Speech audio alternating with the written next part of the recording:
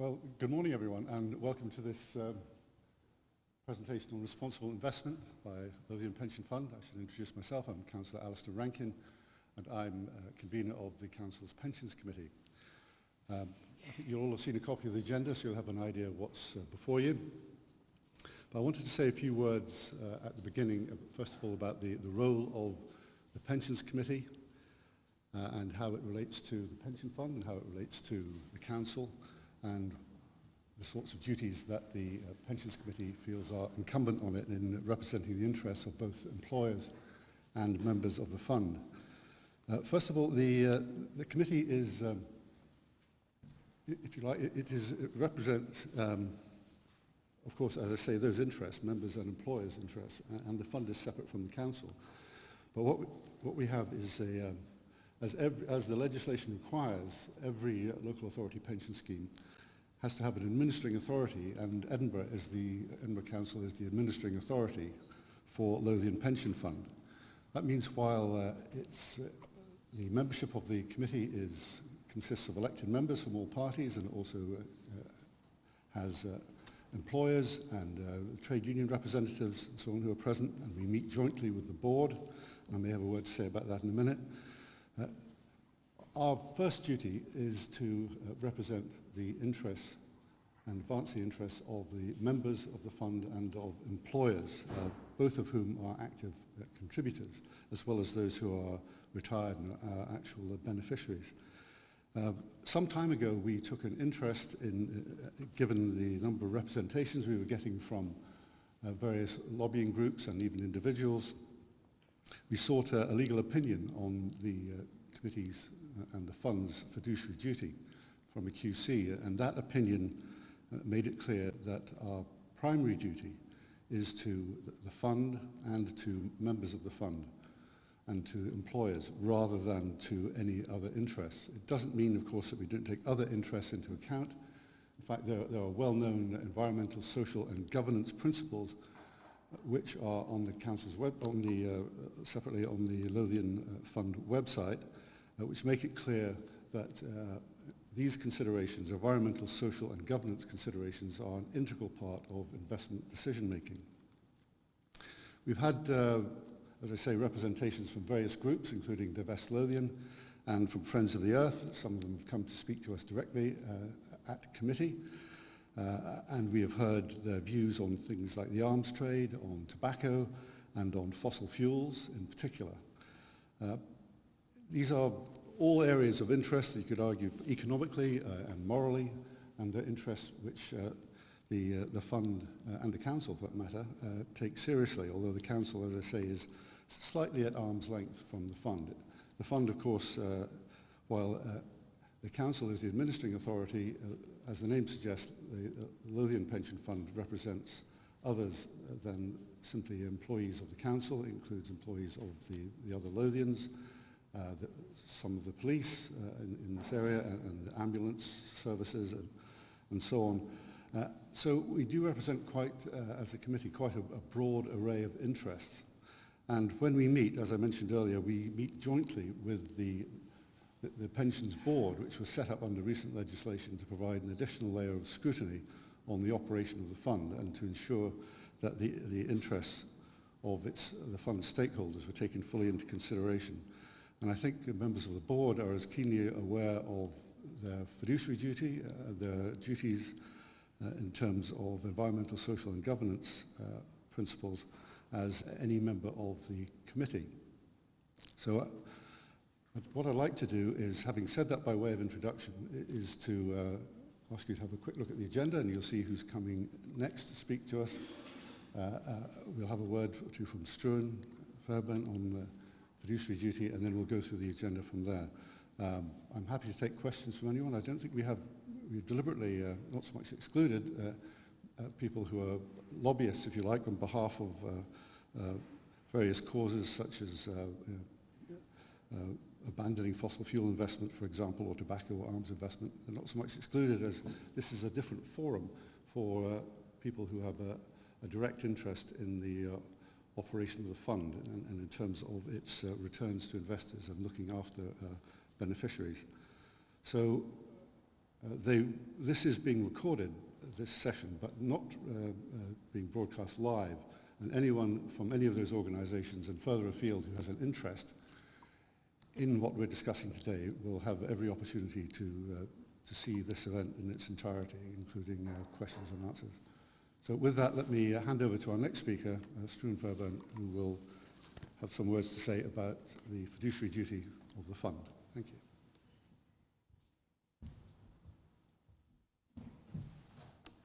Morning. Let's see.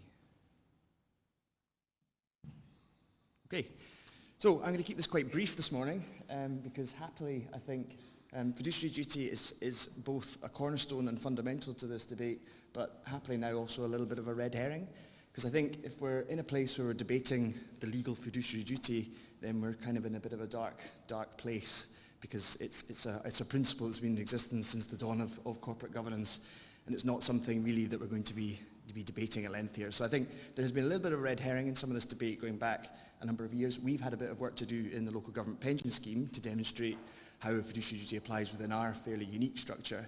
But other than that, Alistair's kind of neatly summed it up already. So I'm going to go through, hang on, this is the overview of what we're doing today, so this is me. I'm going to go through a little bit of the background, but very quickly, but really focus on the key points, and some of this does focus on the LGPS. We're not going to do some case studies today, or I'm not going to do case studies, but other people will be, and then just briefly coming up with some conclusions. But I think the takeaway is very much that and I think you'll get this from the focus of today, is the debate is really around just making sure that investment principles are applied within the broad framework of fiduciary duty. This is very much just going to be a very quick reminder about what fiduciary duty is, and I suppose some of the curiosities of the LGPS and how we work within it. So again, I'll skip over this quite quickly. There has been a lot of work done on this, really just because we're in the LGPS and our structure is fairly unusual. The pensions committee here work in a quasi-trustee capacity, but it's not entirely clear at law how that was to be applied. But basically now, I'm going to skip over this, there's been a lot of work done down in England and Wales. Then there was a lot of work done in Scotland, which basically confirmed that all the work done in England and Wales virtually equally applies to Scotland, because there was a wee bit of a red herring again, saying things might be a bit different in Scotland, but it's such a core fundamental principle that obviously that's unlikely to be the case. And then, and that most recently we were involved with the National Scheme Advisory Board on a specific Scottish opinion, which basically helped us in terms of some very specific areas around the LGPS, which is basically the points we're going to come to. But that bottom point, I think, basically summarises the principles in terms of fiduciary duty, is that the debate has happily moved on, and really it's the substance of the next presentations really that we need to be thinking about. So what are the key points for us? So confirmation that duties are fiduciary nature. So that wasn't necessarily a given 3 or 4 years ago. It was for us working in the fund, but there's a whole load of press and speculation and things flying around how things work. But for us, it's clear, the Pensions Committee and the separate regulation from the Pensions Regulator, and for us, the Financial Conduct Authority, it's very clear that when the Pensions Committee sit, they sit purely with the pension fund in their minds. And so the fiduciary duty does apply. They have quasi trustee capacity from a legal perspective, and that's now demonstrated in law as well. So that's clear, but it wasn't clear 5 or 6 years ago to some, so it's the obvious point. Existing body advice in England and Wales, I'll skip over that quite quickly. That was just the process that we went through. Obviously there's been a huge amount of case law and things down south, and we just needed to move on from the red herring, which things might be a bit different in Scotland. Things are a little bit different legally in Scotland, but not as regards fiduciary duty and the substance of this debate, certainly. So this, more fundamentally, fiduciary duty is owed to the members and employers of our pension scheme. So that's absolutely critical, and this was a very helpful point that came out of the recent work that's been done, because obviously there's a public element to this, and so there was a big question around whether it applied to taxpayers as well, and actually we in all of our constitutional documents had the three. We had members, employers and taxpayers until about 2 years ago, once this was confirmed. So that's fairly critical. Obviously, it's more unusual to have two stakeholders, so that does present some balancing issues around fiduciary duty. So if you sit in a corporate, clearly fiduciary duty to the shareholders, that's pretty, well, not all straightforward, but generally more straightforward than having two. But two is still more straightforward than three in terms of balancing the fiduciary duties, but important to bear that in mind. So, for not appropriate to canvass views of the members or employer bodies. So this is pretty important as well. This is how you apply fiduciary duty and how the governance works effectively. And it's been said, a lot of people say, well, if we're sitting, how are we going to demonstrate this? How are we going to make sure that we're doing this properly? Maybe we should just ask the stakeholders. And obviously there's a lot of practical issues around that in terms of who are the stakeholders? Are the stakeholders the people with sufficient expertise to be making the right decisions? Should they be? Maybe they might feel involved today, but then in 10 years' time if something goes wrong, will they feel disgruntled that you've delegated responsibility to them? Probably, it feels like to me. So what we've done, just to highlight, is that we've focused very much on dealing with things at the sort of corporate, the sort of the decision-making level. And we have a member, an employer representative, who sit on our pensions committee, and obviously there's also the pensions board who sit around the pensions committee where those decisions are made. And I think that's fundamentally important. So we've taken a view that we're dealing with it at that level. So at that level, that's where the pensions regulation applies. That's where people are subject to responsibilities to be trained, responsibilities to be suitably expert, they're accountable, etc., etc. So that's where we believe you deal with that. If you delegate that responsibility down by doing a survey or something, then we believe, first of all, that you've potentially passed the buck down. I mean, obviously, you can have surveys to become informed, but I don't think it's appropriate to pass the buck of that decision down, down to your stakeholders. It's not good governance. And the other thing is, practically speaking, what actually would you do if you had the results from that survey? It's just almost impossible to establish how you would deal with that. Would you get enough turn? What happens if you only had a 20% response rate? What happens if it was a split decision? We're kind of back in the realms of the Brexit. Or referendums and things, it's not a great place to go from a corporate governance perspective. So that was very helpful that legal opinion confirmed that, because that was our view, and now it's sort of enshrined in opinion and it's generally recognised, I think, out there. So separate public law duties, that was another thing that we had wrestled with, because it's very unique to us as an LGPS, because we obviously sit within the wider public sector governance framework, and there are a lot of very broad public sector pieces of legislation around is very relevant to this debate today around social responsibility, environmental responsibility, things like that. And we, sometimes sit around the table, sort of 3 or 4 years ago, and people are saying, well, actually, you may think your primary responsibility is of fiduciary nature, but actually you're also subject to this competing statutory piece of legislation which says you must also broadly take into account all these other right duties and things. It stretches into things within the NHS as well, very obscure to a pension fund, not obscure to a public sector authority with different duties and different responsibilities, but obscure from a pension fund perspective. And what this has confirmed, the legal opinion recently confirmed, is that unless those types of pieces of public legislation are very prescriptive, so unless they purposely include the pension fund, or unless they are very, very focused in a particular area, and it's absolutely clear that it would capture the pension fund, then they're not the primary responsibility. It's not something that's a driving force for the pension fund's decision making. And the last one is, well, this isn't the last one, sorry, the last one on this page, key distinction between ESG risk analysis and making decisions pure on the basis of social, political and ethical stances. So again, I'm not going to go, this is the substance of what's going to be discussed, I think, later, but effectively speaking, there's been a lot of discussion around, the legal opinions make it absolutely clear that in exercising your fiduciary duty, you should not be purely basing a decision based on a sort of non-fiduciary factor.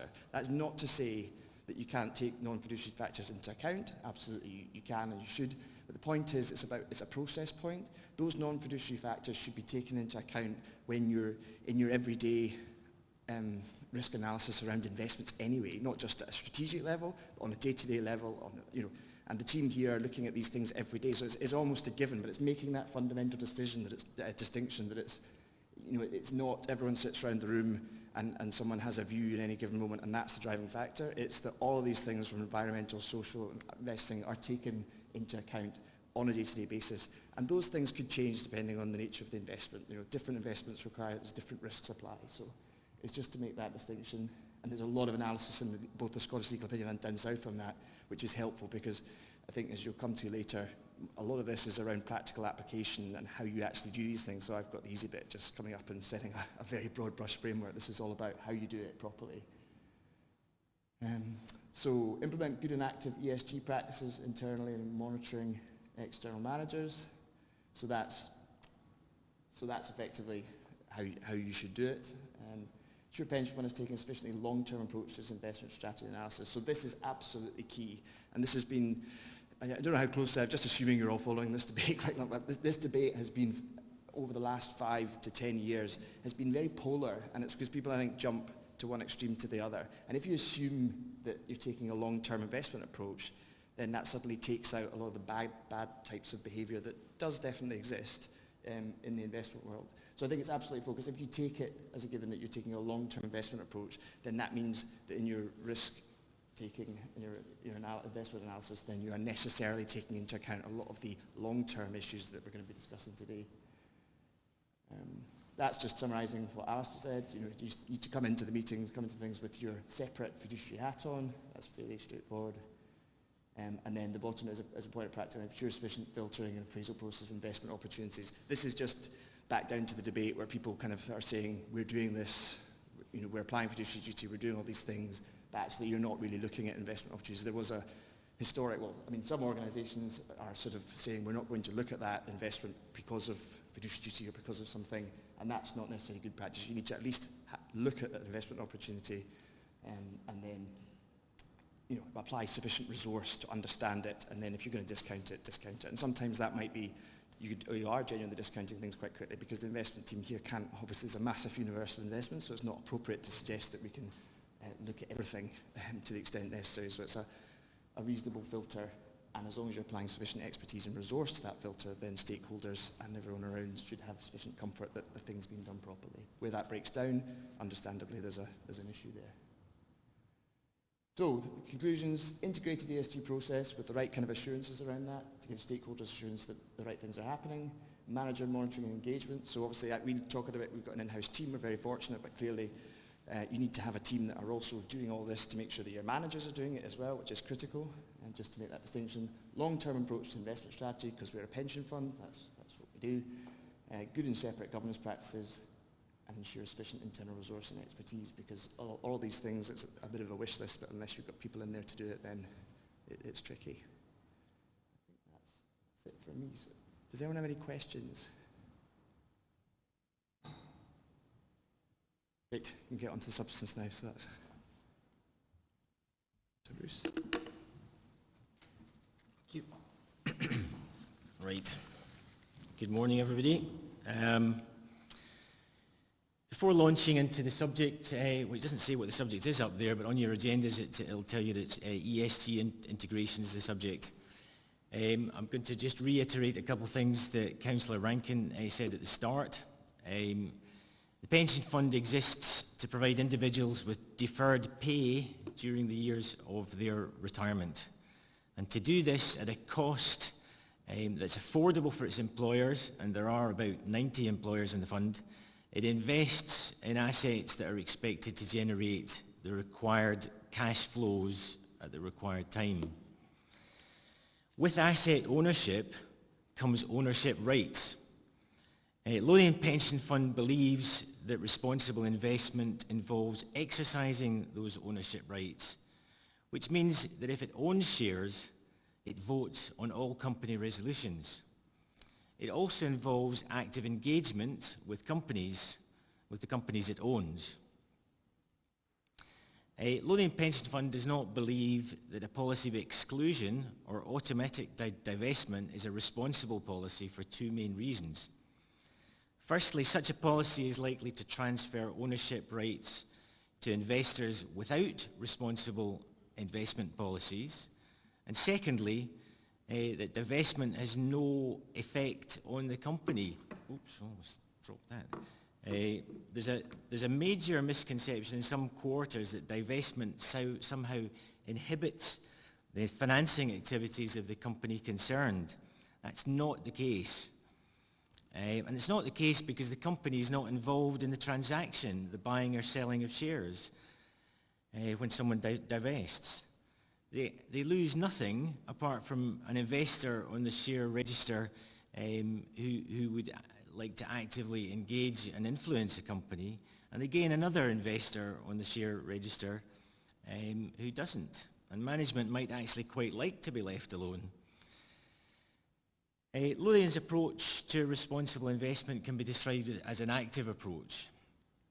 we're able to be as active as we are and much more comprehensive than we otherwise would be because we have the help of organisations such as PRI, Hermes EOS, and the Local Authority Pension Fund Forum, and also because we have willing individuals like Councillor Rankin, who currently sits on the executive of the LPF and has done so for a couple of years, and prior to that, Councillor Rose, who sat in the executive for approximately 9 years. We've also got an internal investment team which engages directly with companies in the process of their due diligence on company analysis. With that intro, back to the agenda, which says that I'll provide an outline of how the fund integrates environmental, social and governance, henceforth to be known as ESG issues, into the investment process. This is one important element of the fund's approach, and it's tied to the Pension Committee's decision to become a signatory to the PRI, the Principles for Responsible Investment, way back in 2008. Signatories commit to 6 principles, the first of which states that we will incorporate ESG issues into investment analysis and decision-making processes. So what is ESG integration? It's an interesting question because when I was training to be a financial analyst, nobody talked about ESG integration. They talked about fundamental analysis. That is, a comprehensive analysis of all the factors that might affect the valuation and price of a company's shares. That's really all we're talking about here. Fundamental analysis that specifically considers E, S and G factors with the idea that the sustainability of investments might be related to these factors. In many ways, it's hard to imagine that fundamental analysis could ignore these factors. Even when I was a trainee, E, S and G should have been and were considered. Not long before I started, the Bhopal gas leak disaster in 1984 had reminded investors that corporate strategy could have a devastating effect on the E, the environment, and on society, people. And the G issue was headline news with the Polly Peck and Robert Maxwell scandals. And since labour was and is a major input cost for companies, the S, the social, was right up there to be analysed and considered. What has changed a lot since then is that the financial industry seems to have settled on the term ESG investing to encapsulate the idea that the extent to which companies are socially responsible can affect their financial performance. We agree with the idea, and so we use the data that has proliferated, I might say, in recent years. We would caution, however, that not all data is useful. In fact, a whole industry has grown up providing data, analysis, ratings, and investment management services, some of which is socially responsible and useful, and some of which is trying to profit by pulling the wool over investors' eyes. Caveat emptor. So ESG integration is first and foremost a part of a fundamental analysis using all available information, some of which is helpful and some of which is not. ESG integration also means that the fund can invest in any company and in any sector, which is recognition that companies can and do change over time. Sometimes they get better and more sustainable, and sometimes they get worse and less sustainable. You may be aware that there are ESG ratings companies.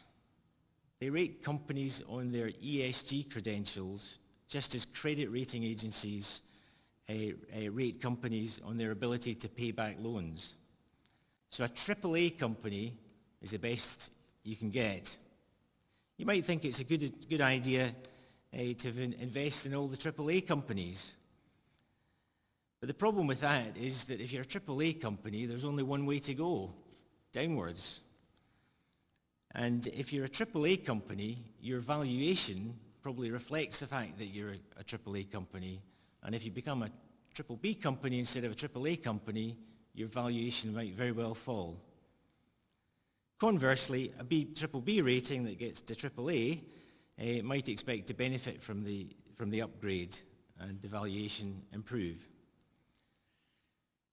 So from an investment point of view, trying to generate those returns for the fund, it might actually be better buying a company that you expect to improve rather than one that might deteriorate.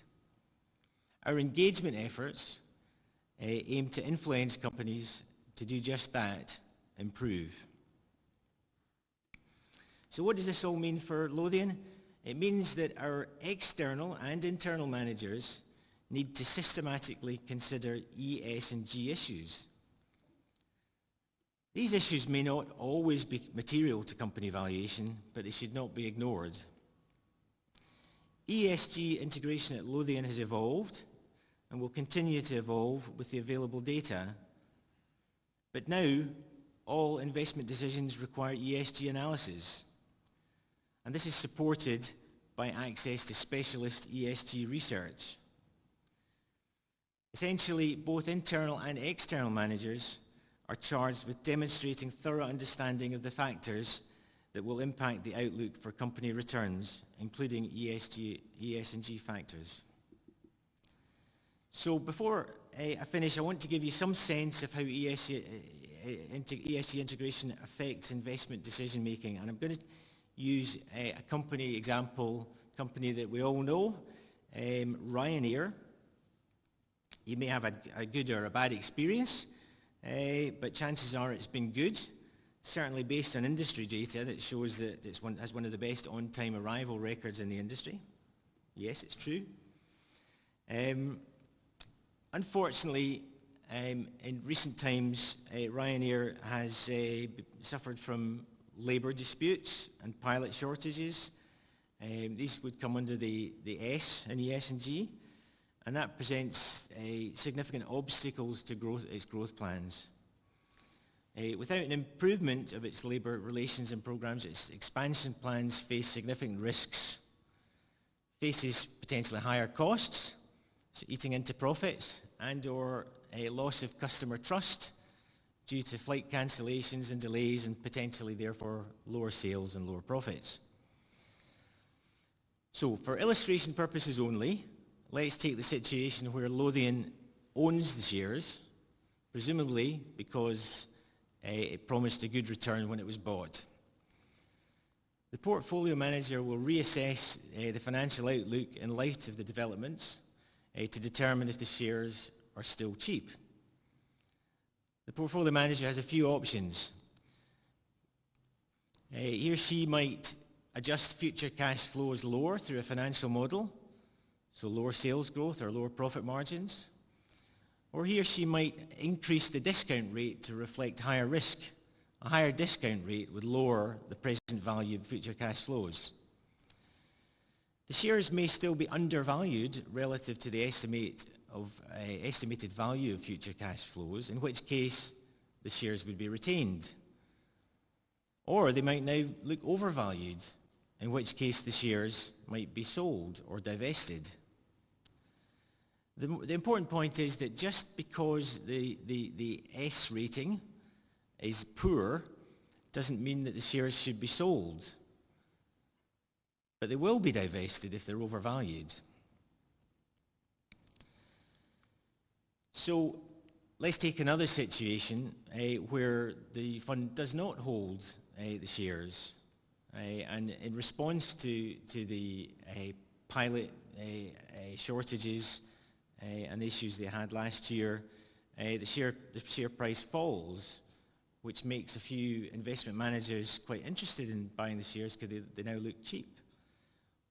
What we look for in our managers is engagement with the company and thorough due diligence, taking into consideration all the issues, including the ES and G issues. Meantime, we also have an overlay in our responsible investment strategy, an overlay of engagement. So one of our engagement partners, Hermes EOS or LAPFF, might engage directly with Ryanair, bringing together the scale, because they work with not just Lothian Pension Fund, but with many, many, many other asset owners, and they build scale so that they have a voice to be heard. Engagements and LAPFF have engaged with Ryanair directly. We have managers who've directly engaged with Ryanair. So in the background, we know that there's engagement going on to try and improve the situation at Ryanair. This is about reducing risk and improving corporate standards. So in this example, I hope you can see that ESG analysis is part of a wider approach to responsible investment at Lothian, and I hope you see how it's integrated into investment decisions. So to wrap up, I've explained that Lothian's Pensions Committee has an agreed policy on responsible investment. It revisits this policy annually, at least, and the fund reports on its activities each quarter through the year, and these are reported on the website. Voting, engagement, and ESG integration are at the core of the policy because companies don't stand still. Their businesses and their personnel evolve and sometimes change quite radically. The fund believes strongly that ESG issues affect the financial performance of the companies in which they invest. They are essential ingredients in the estimation of investment risk and opportunity, and so the fund's decision makers assess them. The fund also believes that it has a role in influencing change in corporate boardrooms, as the Ryanair example illustrated. On divestment, the fund does not exclude any stock or sector from its universe, although its investment managers will divest if the expected financial return is no longer adequate. The implementation of the policy depends on organisations such as PRI and Hermes EOS, individuals such as Councillor Rankin and Councillor Rose, and on internal and external managers to undertake due diligence to identify the important risks and opportunities and to challenge companies to do better in managing their resources. I hope this gives you a good flavour of the fund's approach, and as I say, I would point you to the website for some more detail if that's of interest. And now I'm going to do my slide, which is questions.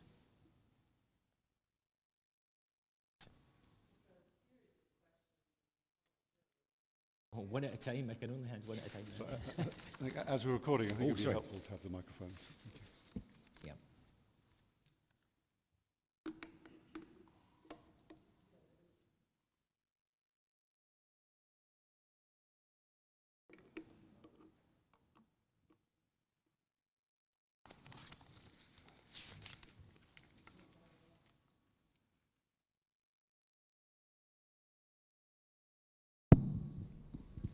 After all that, I don't know if it's worth it, but it was several things. You said that it wouldn't be a suitable action to sell shares because other entities will buy them. So I'd like a bit more information on that, because my impression is if that a large number of investors dump shares, they go down in value, which would influence a company. So that's my first question. Shall I take that first then, and you can come back? Okay, so whether shares go up or down doesn't necessarily depend on the buying and selling. So if you understand that these shares are traded in the secondary market, and that for every sale there must be a purchase, the shares will go down if there are more sellers than buyers, and the shares will go up if there are more buyers than sellers. So your assumption is that there are more sellers than buyers, in which case the shares would fall. So that would be correct. But there always has to be a buyer on the other side of the transaction. Does that make sense? Yeah, I just don't know how we're assuming that there's always going to be a buyer for what we're selling. Well, the reason is we cannot sell the shares if there's not another buyer. So when you go into the market, there has to be a buyer. And it's a question of what price. So, you know, if we sell shares just because we want to exclude them from our portfolio for whatever reason, somebody else will have to buy them, and they may demand a lower price that makes the investment attractive to them. So. And sorry, and the other good question. I mean, I appreciate all the speakers so far, but I'm just wondering. It's not a very diverse group that we've seen so far, and I just wondered if that's something it reflects the larger board. Would it be useful to have, you know, more people from different, you know, more women, more people from different backgrounds to maybe have more creative looks at investments? I'm not quite sure how to handle it. You're saying there aren't enough women on the panel, or yeah. Gender diversity is definitely an issue in this. I suspect that Bruce might talk about that. Might you be talking about that? But it's certainly an issue that we look at, you know, quite seriously in our own organisation, because it's a real challenge for us, and in the investment profession in particular, the ratio of females to males is very, very skewed, and that's an industry problem. It's an industry problem that we've tried to solve ourselves internally, and it's not an easy one to do when you try to recruit people and you have 90% of investment professionals are male. That makes it very difficult to attract people. So I know lots of organisations try to do this from the bottom up, starting with you know, graduate recruitment and so on, and gradually over time the ladies, you know, fall out of the employment, and you end up with, you know, what's a very skewed gender position. And Claire's the boss with. Hello, so she can comment on that too. Yeah. Claire Scott, I'm the Chief Executive of the pension fund.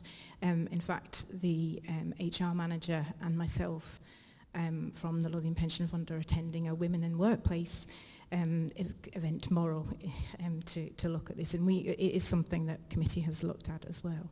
But I think in terms of broader diversity and understanding the issues, I think the internal team is large and is actively encouraged and does go out into the world. We're not sitting looking at the pension fund from an office in Edinburgh.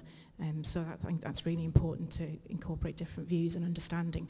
And David will speak shortly about the broader issues and our understanding of the environmental issues facing the fund.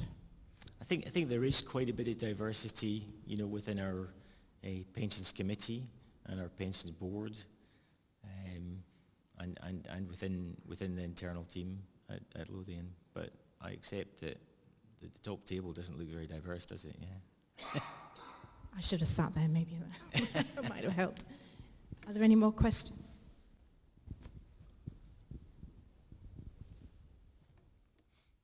Thank you. When you were talking about the ESG issues and how they're integrated into, you know, the entire process, as it were, can you give some examples of how that might be evaluated? And I'm trying to get a parallel for myself here. I've been through, you know, like procurement projects, and you know, you look at a whole range of issues about how you might evaluate each application for that procurement. And I know ESG, you know, can vary between sort of 5 to 40% if you're looking at terms and conditions of employment or trade union recognition. So is there a sort of fixed formula of how ESG issues are incorporated? Because if you like, the interpretation I got was, well, we would disengage when the share price started falling, it was no longer profitable, as opposed to actually the workings of this company that we're investing in don't share our values, and therefore we're withdrawing on that basis. Bruce, can I just jump in here? I'm actually going to go through a specific example of just that in my presentation. So perhaps I can go through that and then we can catch up again in my Q&A session afterwards. Is that okay? Sorry, can I just jump in at this point? John Enzani, member representative on the committee. Just to follow up my colleague's point, fiduciary duty is exactly that if we do sell a share, it is based on the overarching, comprehensive view of its value and its value in the future. We do not invest in shares or divest from shares because we feel that the company shares our values. That is the whole point about fiduciary duty. We can take some view as part of our overarching analysis of the company's value system may be destroying its value. You could argue that Ryanair's management, by not engaging properly with trade unions, by not recruiting properly, by having working practices which are skewed against the interests of their workforce, are actually destroying or limiting the potential value of that company. And that would be part of our analysis. But our fiduciary duty clearly prevents us from buying or selling shares solely on some view of whether this organisation shares our values. I think that's enough said. I think that's a very good summation. Thank you, John.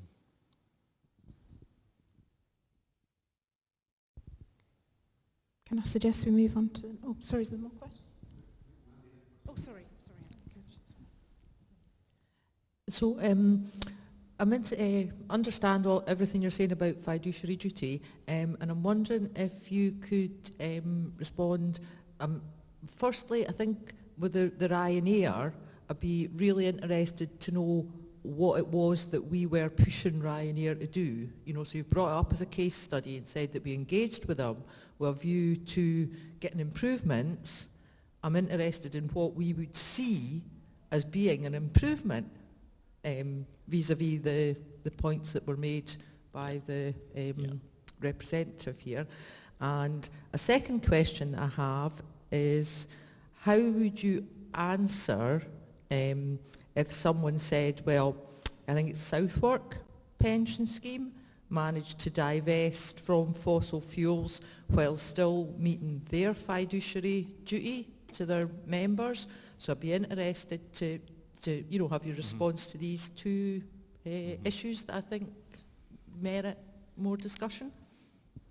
Yeah, so, in terms of Ryanair, I used that as an illustration only, but my understanding is that the issue, John highlighted that their labour management practices might be destroying value for the company, and obviously a change in those labour practices might improve the value of the company, so that would be an angle there. I'm aware that the board composition of Ryanair is not ideal, not best corporate practice, and therefore we would be pushing to have improvements there, because at the end of the day, good corporate governance is the bedrock of future success, and bad corporate governance is, can be a nail in the coffin. So, on the Southwark, it's difficult for me to comment how they did that, but and Claire might know more than I do, but I suspect that they have not committed in the same way as you might imagine, as the press has reported, that they are divesting. They may have had a commitment to divest shares over a number of years into the future, but I don't know the specifics on that, Claire. Do you? I don't know the specifics, and I think it would be inappropriate for us to comment on others. I think in general terms, so there are a number of pension funds that invest on what we call a passive basis. They invest purely in proportion to what the market holds, and we've seen a number of funds choosing indices or choosing a way of tilting away from particular factors, but purely on a passive basis. So we, at Lothian, we do not invest on a passive basis. The integration that Bruce talked about applies to all of our portfolios. So if that sort of tilt on a passive basis doesn't apply to us. I think I would say that if they have indeed agreed to divest, they would be in a tiny minority, because I think almost all pension funds I know are very clear about their fiduciary duty and not excluding things that are essentially perfectly legal.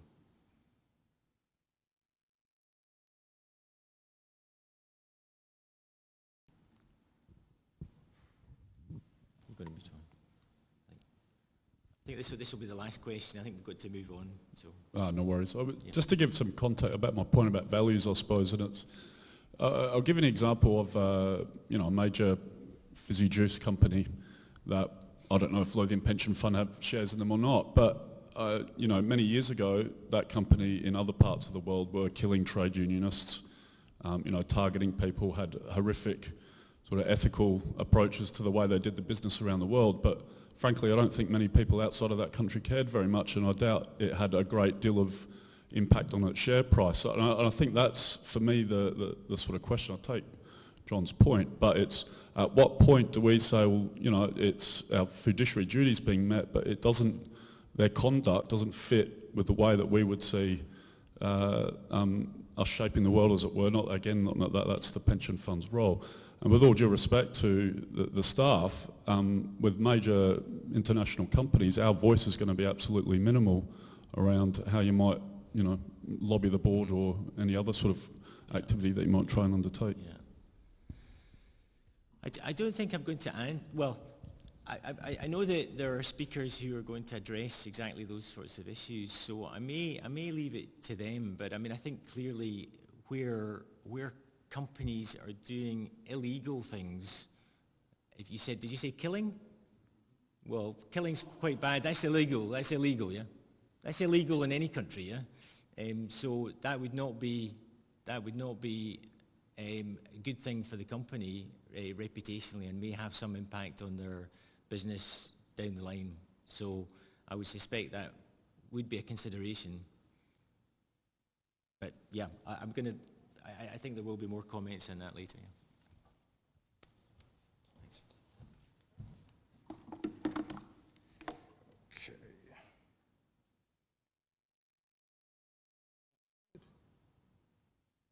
Good morning. I'm going to be talking about the current hot topic, and that is around our carbon analysis. Now, you may have been given one of these on the way in. These were given by Divest Lothian. And the second line on this, I'm going to read it. Pension funds are under increasing pressure to address the growing risk of climate change. And that is true. We are under pressure. The investment strategy panel are aware of lots of changes going off in the world economy surrounding the subject of carbon and climate change. So they asked me to perform an analysis of the carbon within the portfolio, an exercise that you may generally call a carbon footprinting exercise. So little bit of a primer on climate change. Carbon comes into and goes out of the atmosphere naturally.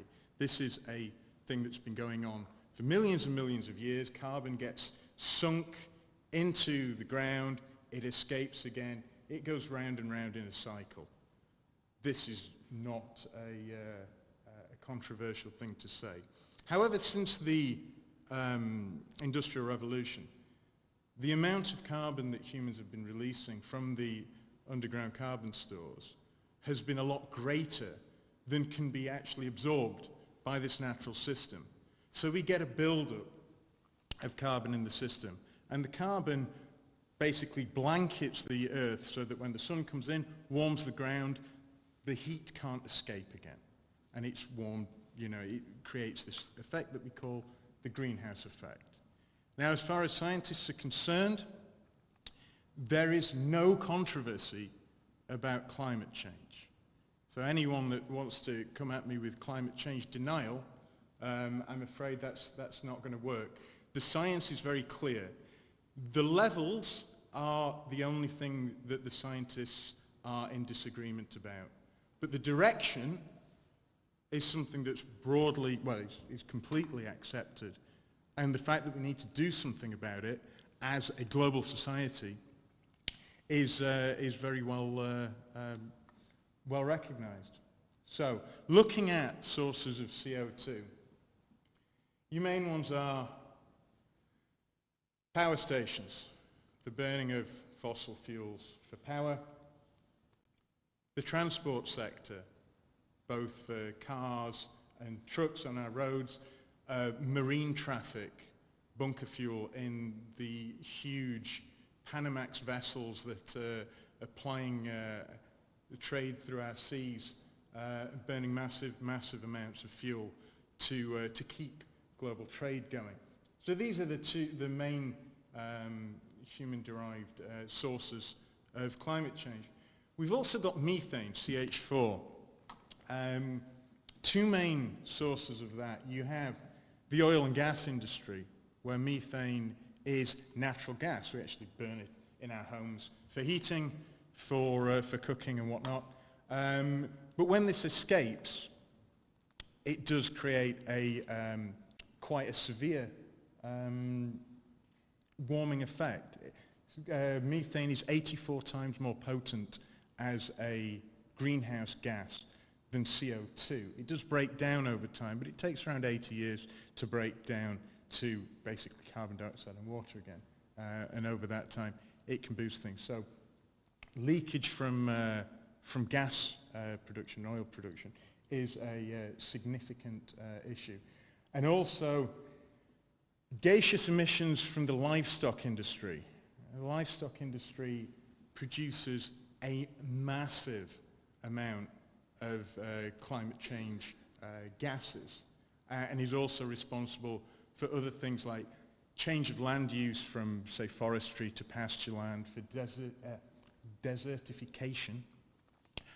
So that is overgrazing in certain lands, creating further deserts. So that is another huge issue that we have.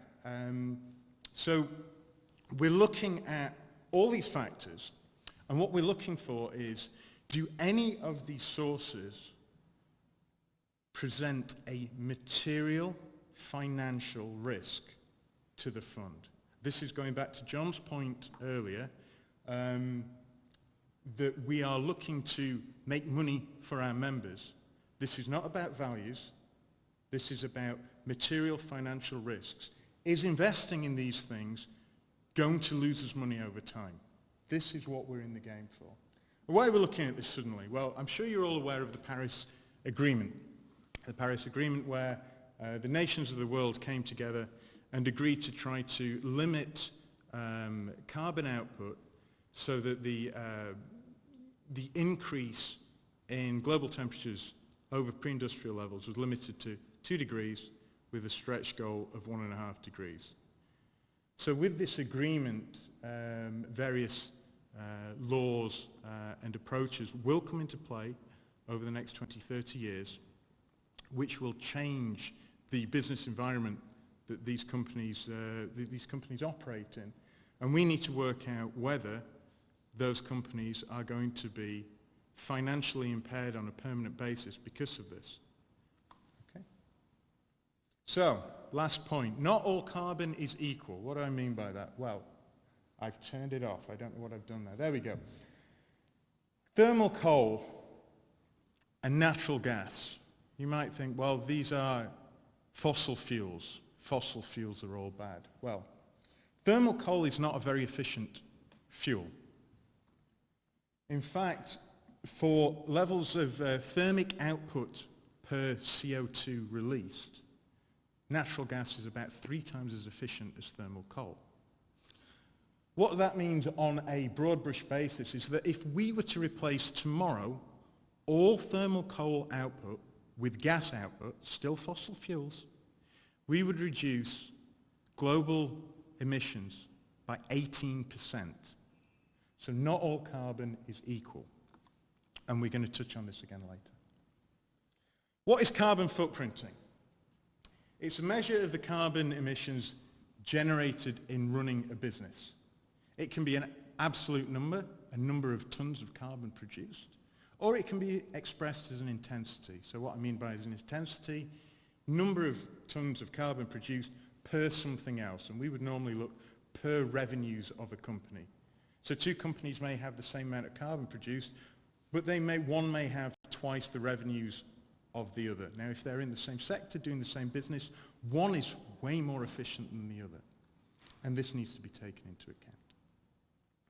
Highly dependent on the sector a company involved in. Obviously, a utility company is likely to have more carbon emissions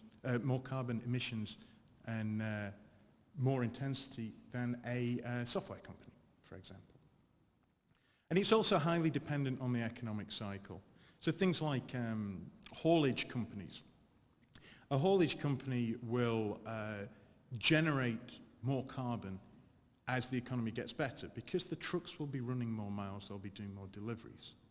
So this is why intensity is good, because as they are doing more miles, they're making more money. So we can look at how they manage that level of intensity, rather than just looking at the simple number, which is the amount of carbon produced, because a lot of that is indeed dependent on the economic cycle. What is carbon footprinting not?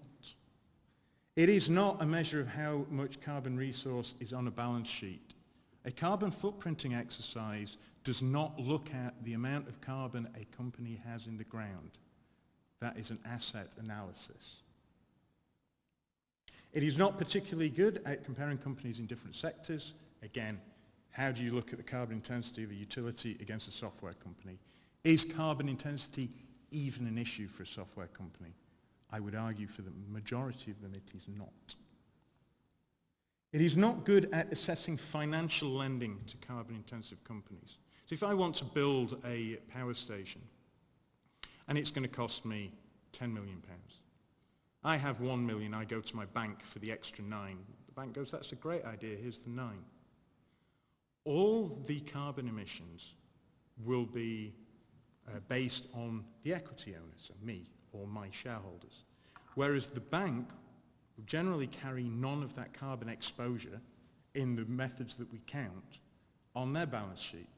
So banks can be lending to every dirty carbon company in the world, and it doesn't show up in their carbon footprinting, which is a counting issue, and as Bruce was saying earlier, the data for a lot of this is still in its infancy.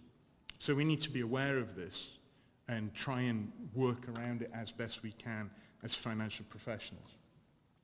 So looking at the background to this, and I will rattle through this because we are running a bit late, my apologies. Looking at the World Energy Outlook 2017. Now this is looking at situations around the Paris goals, what companies and countries are putting in place to try and meet the Paris goals. So these numbers all take the Paris Agreement 2-degree scenario into account. We expect global energy demand to increase by 28% by 2040. This is taking into account the Paris goals. That's over 2016 figures. Primarily driven by growing populations. So just a stat there. The population of Africa and the Middle East is due to add 1 billion people over the next 30 years on current estimates. That's a doubling in population by 2050. Now, these people are all going to need energy. Improving living standards. You may have heard over the summer, huge brownouts in cities in India because the middle class there can now afford cheap air conditioning units from China. These things need powering. So these improved living standards come with their own issues on energy usage. So, looking at the World Energy Outlook, growth in energy sources, we expect oil usage to grow by around 10% by 2040. Natural gas to be a huge 45% growth. Again, I'm going to remind you again, this is with a level of Paris alignment. Renewables, 404%, which is great news. We all like renewables, right? They're the clean ones, they're the good guys in the room. 404% growth in renewables. So, what's it mean it's going to look like in 2040? The market share of oil and natural gas will be 52%. Coal will be 22%, around the same number as it is now. And renewables will be 6%. That's including that 404% increase over that period. Because unfortunately at the moment, renewables are a very small part of the energy mix. Now, we'll look at what that means on the graph. Unfortunately, you might not be able to read this very well, but what we've got here is the amount of energy here, and we have years here. So this is year 2000, 2016, up to 25, 30, 35, and 40. This dark brown line at the bottom is the amount of coal expected to be used. This lighter brown here is the amount of oil. And this yellowish line here, which is growing a lot, is the amount of natural gas. You can hardly see this light green section here, but it gets a lot more significant here. That's your growth in renewables. So what about this green line here? You might have seen this. Bioenergy. Bioenergy sounds good, doesn't it? That sounds clean, very green. Well, what we're looking at here is bioenergy on a global scale. What most of that is harvested wood and brush that is used as a primary fuel source for many people around the world. There's 810 million people in the world, going by numbers I got from the UN Development, the UNDP. I apologize for not remembering the acronym. 810 million people that have no access to any energy other than found wood. So part of the Paris Agreement goals is not only a transition, but a just transition. So in trying to price energy up and price it out, you are potentially pricing out the poorest in the world from having any access to energy at all. Again, it's not about values, but it can be, we can take that into account, and the Paris Agreement does have that in it, a level of social justice. I wanted to talk about this, but in the interest of time, I won't. But this is looking at coal usage and the decline of coal usage in the UK from the 70s to now, just as an example. But if anyone wants to talk to me about things like this later, I'm happy to go through it. Looking at the carbon footprinting exercise itself, we looked at both the carbon emissions, which we described, and the carbon intensity. So how much carbon, how efficient? And we looked at it against the MSCI All Countries Index, which is our main equity benchmark, and is a benchmark that carries about 3,500 global stocks as part of it. These are the results. In terms of carbon footprinting, we got a carbon footprint of 152 against the index of 149, and an intensity of 244 against the index of 241. So what does that tell us? To be honest, it doesn't really tell us anything at all. It's just a number. It's just a number next to another number. But what it starts as is it's a data point. It's a starting point where we can start to track what our carbon exposure is in the portfolio. And again, it's not about how much carbon we have, it's about where that carbon risk is financially material. So while this number doesn't tell us much, it does give us data to drill through to. So what we did was looked at the fund positioning in various economic sectors. So what we're looking at here is the sector weight versus the index. So the blue lines are all our equity holdings, and the orange lines are all the holdings in the index. So you can see here that we are actually, this is energy, this is fossil fuel companies. We're actually very, very underweight fossil fuel companies. We're actually quite overweight utilities companies at the end, though. And going back to what I said earlier about carbon footprinting is not about how much is in the ground, it's how much you emit during your daily business. We can see that the utilities overweight is going to have an effect there. And you can see that in this graph here. This is the amount of carbon intensity. Again, the intensity is the per revenue figure versus the index. And you can see here that the utilities makes up the vast majority of Lothian's carbon emissions. We're about 2.7 times the index in terms of weight. We're about 2.5 times the index in terms of intensity, which means that our overweight position is slightly more carbon efficient than the index. But this is clearly a big number. So what we can do then is we can drill down into that. Now, I don't expect anyone to be able to read this, but I will tell you what it says anyway. Along the bottom here, you've got every utility company in the index. And again, the blue lines are the Lothian share of intensities, and the orange lines are the index. So I'm going to factor in, we're going to go zoom in on number 3 here. Number 3 is a company called Fortum, which is a large holding in our high dividend fund. Fortum are a Finnish-based energy company, but 97% of their European production is actually renewable clean energy in the form of nuclear and hydro. The carbon actually comes from the Russian operations of the company. Now, Fortum are in a position at the moment where any changes in carbon pricing are very, very beneficial to them because they just profit as the baseline electricity tends to be priced off fossil fuels.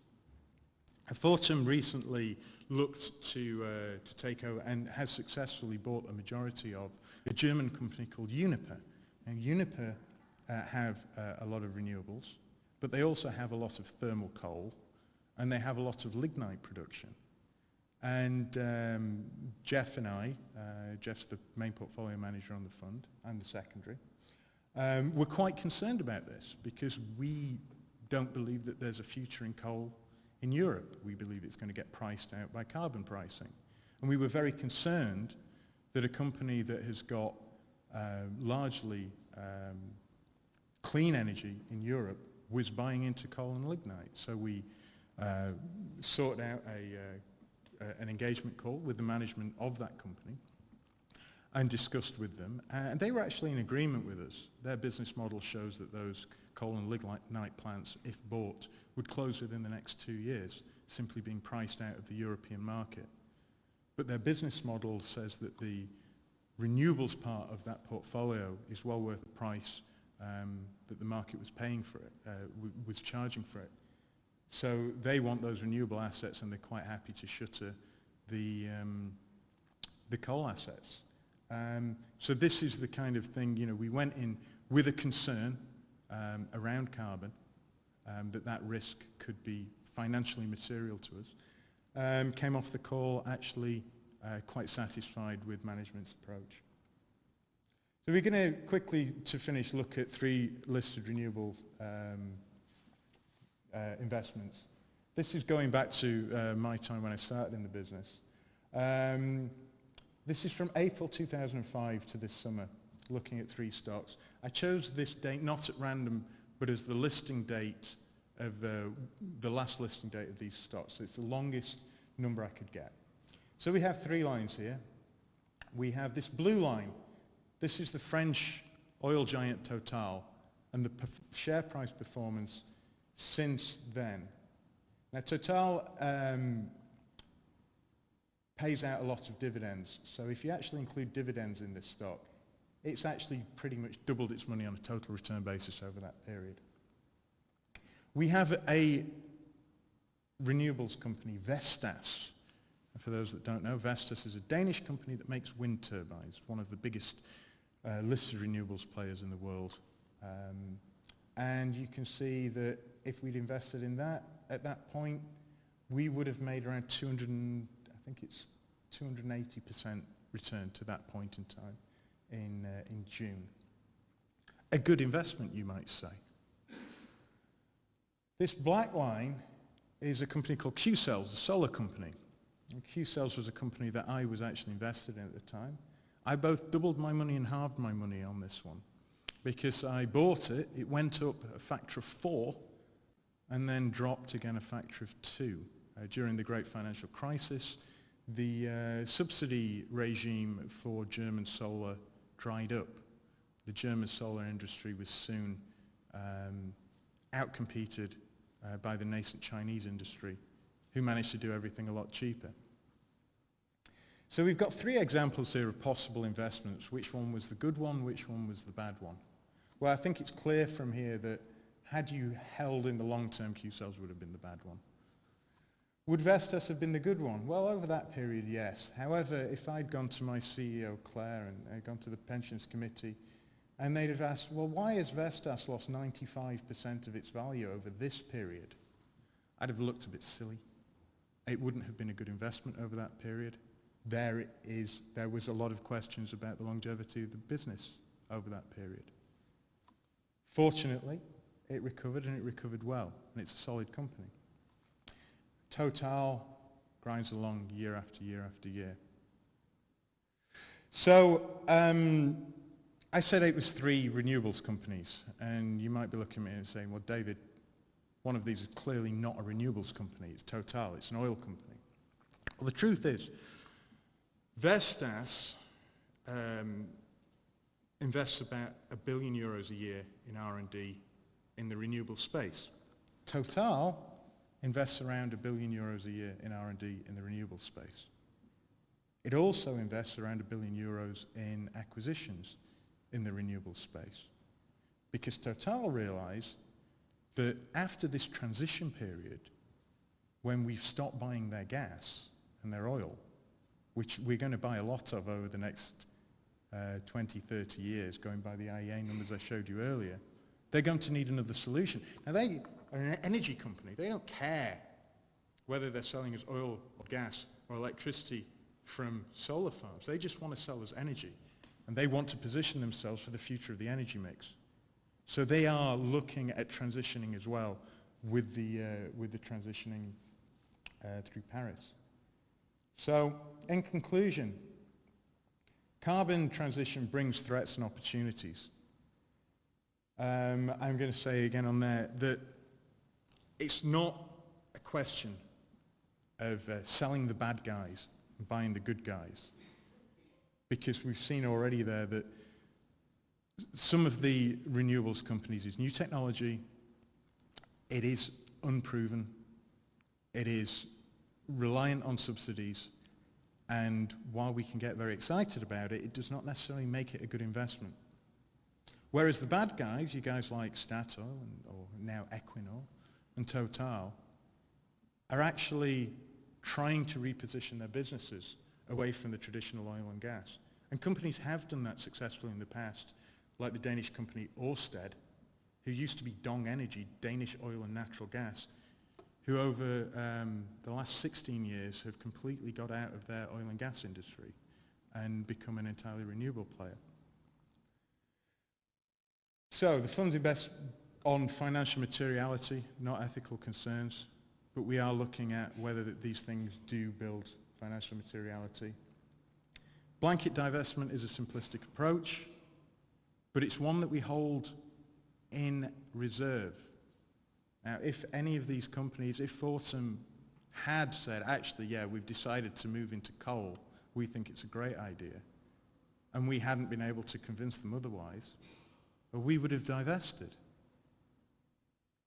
But divestment is a last resort in the event of it's clearly a bad investment, and it is not an ethical decision by us. So the way to do this is a fully integrated team, going from Bruce's statements earlier, fully integrated approach to ESG and professional resourcing using both internal function and external function to try and meet your goals. And I'll leave it there. Any questions?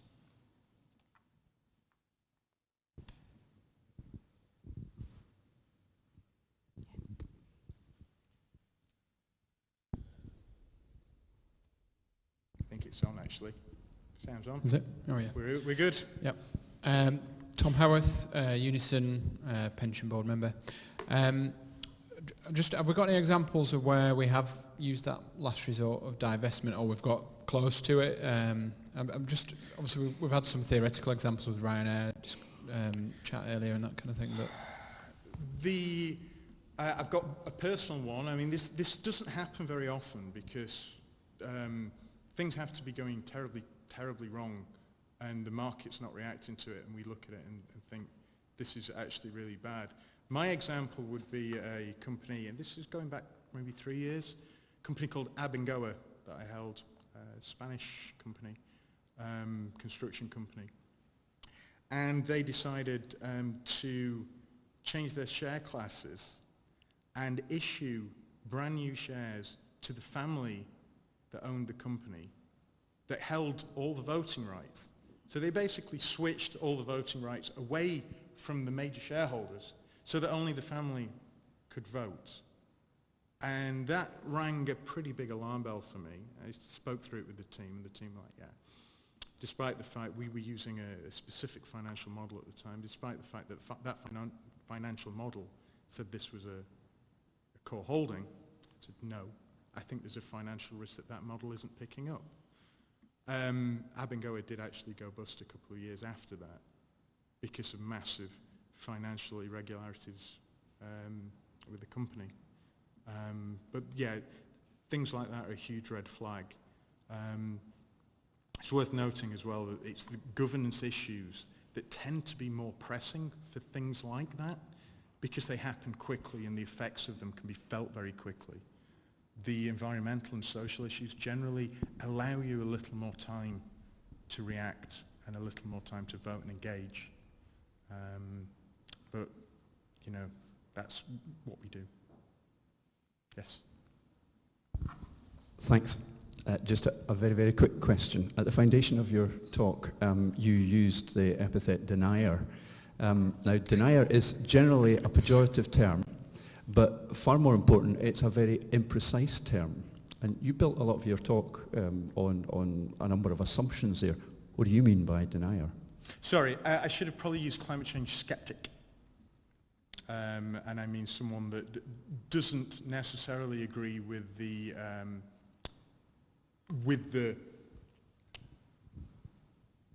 scientific establishment's views on man-made climate change. That's basically what I mean.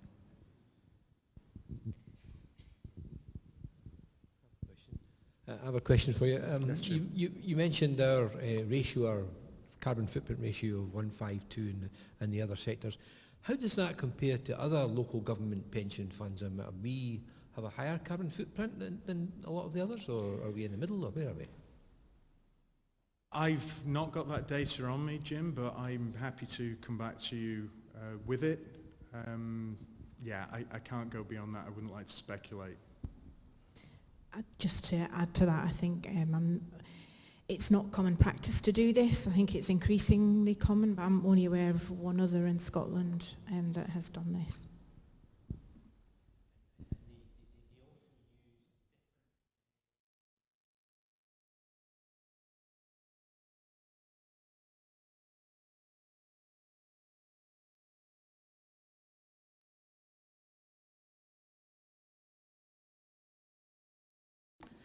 As part of the way that the pension fund influences companies has been discussed today in relation to their practices within their organisation.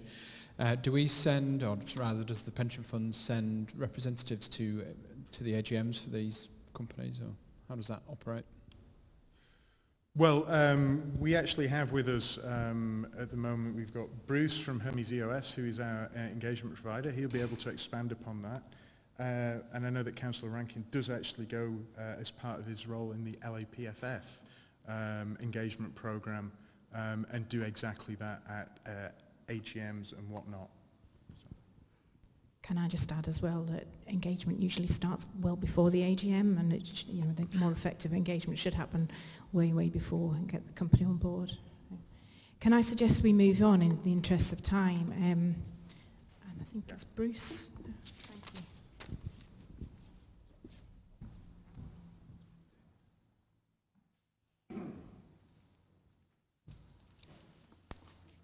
Good morning, everybody. I'm Bruce Duguid. I'm from Hermes Equity Ownership Services, and we are the stewardship provider to the Lothian Pension Fund. So I'm going to give a presentation that talks a little bit about what we do, also the plan that we have for the topics that we engage on, and some examples of some up-and-coming kind of areas where we'll be putting some attention in the coming years, I think. And I'll be very happy to answer questions as well. So just in terms of what we do as a stewardship service provider, it's all about adding value to your investments and ensuring that you are a responsible investor. So we actually act for a number of different asset owners, primarily asset owners, some other asset managers, providing stewardship services. And just our background at Hermes, we have a long heritage of working on corporate governance initially, and then wider responsible investment issues like environmental and social issues that come up at companies. This comes from the fact that we were the in-house asset manager of the BT pension scheme, which is still the UK's largest corporate pension scheme. We've now been mostly sold by the BT pension scheme, but that heritage of being very close to a very large asset owner gave us a long-term perspective on investments. And that meant we wanted to meet up with the companies that we'd invested in and talk to them about how they were managing these important topics.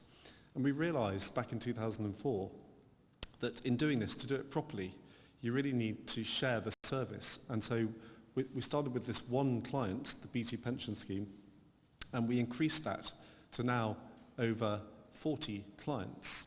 And so you are part of a global client base for Hermes, where we represent clients in the US, in Canada, in the UK, of course, many, Northern Europe, Australia, and now even Japan. And this enables us to have a large team that can service these investments.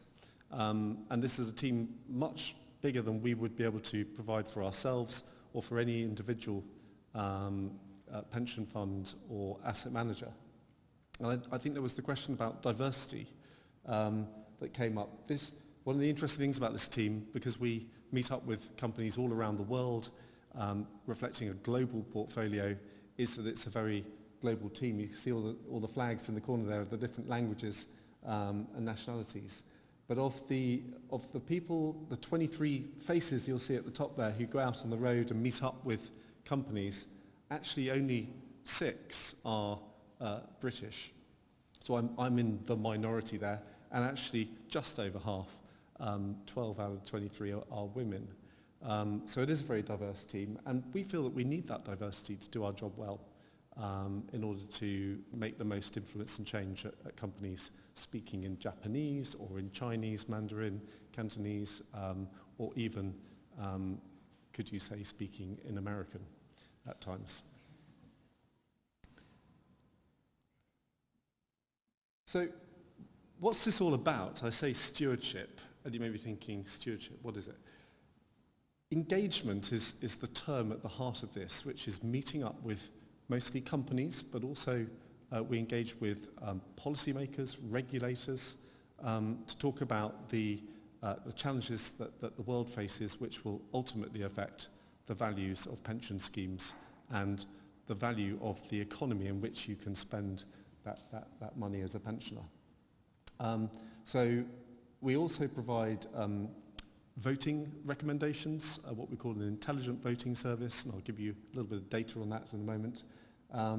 And we provide a screening service, so we can provide screening on companies that are not compliant with the UN Global Compact. That helps some of our clients to not invest in those companies based on their policies. And we also provide advisory services on what does good responsible investment policy look like, for example. We've always, because we invest, we meet up with and talk to lots of companies, there's lots of data that comes with that. And so we play that back to our clients. Here are the key statistics for the year so far, and we haven't quite completed this year, but we've now engaged with 641 companies, and we always engage on issues and objectives that we record on our system, which are available to our clients to read, so people like David and his colleagues can look at the notes that we have of our meetings. And we've actually made progress on the objectives in our system across 43% of those. So we have a milestone system that has 4 stages to achieve an outcome at a company, and so 43% of those have progressed. We target around 40, so that's actually a little bit above average.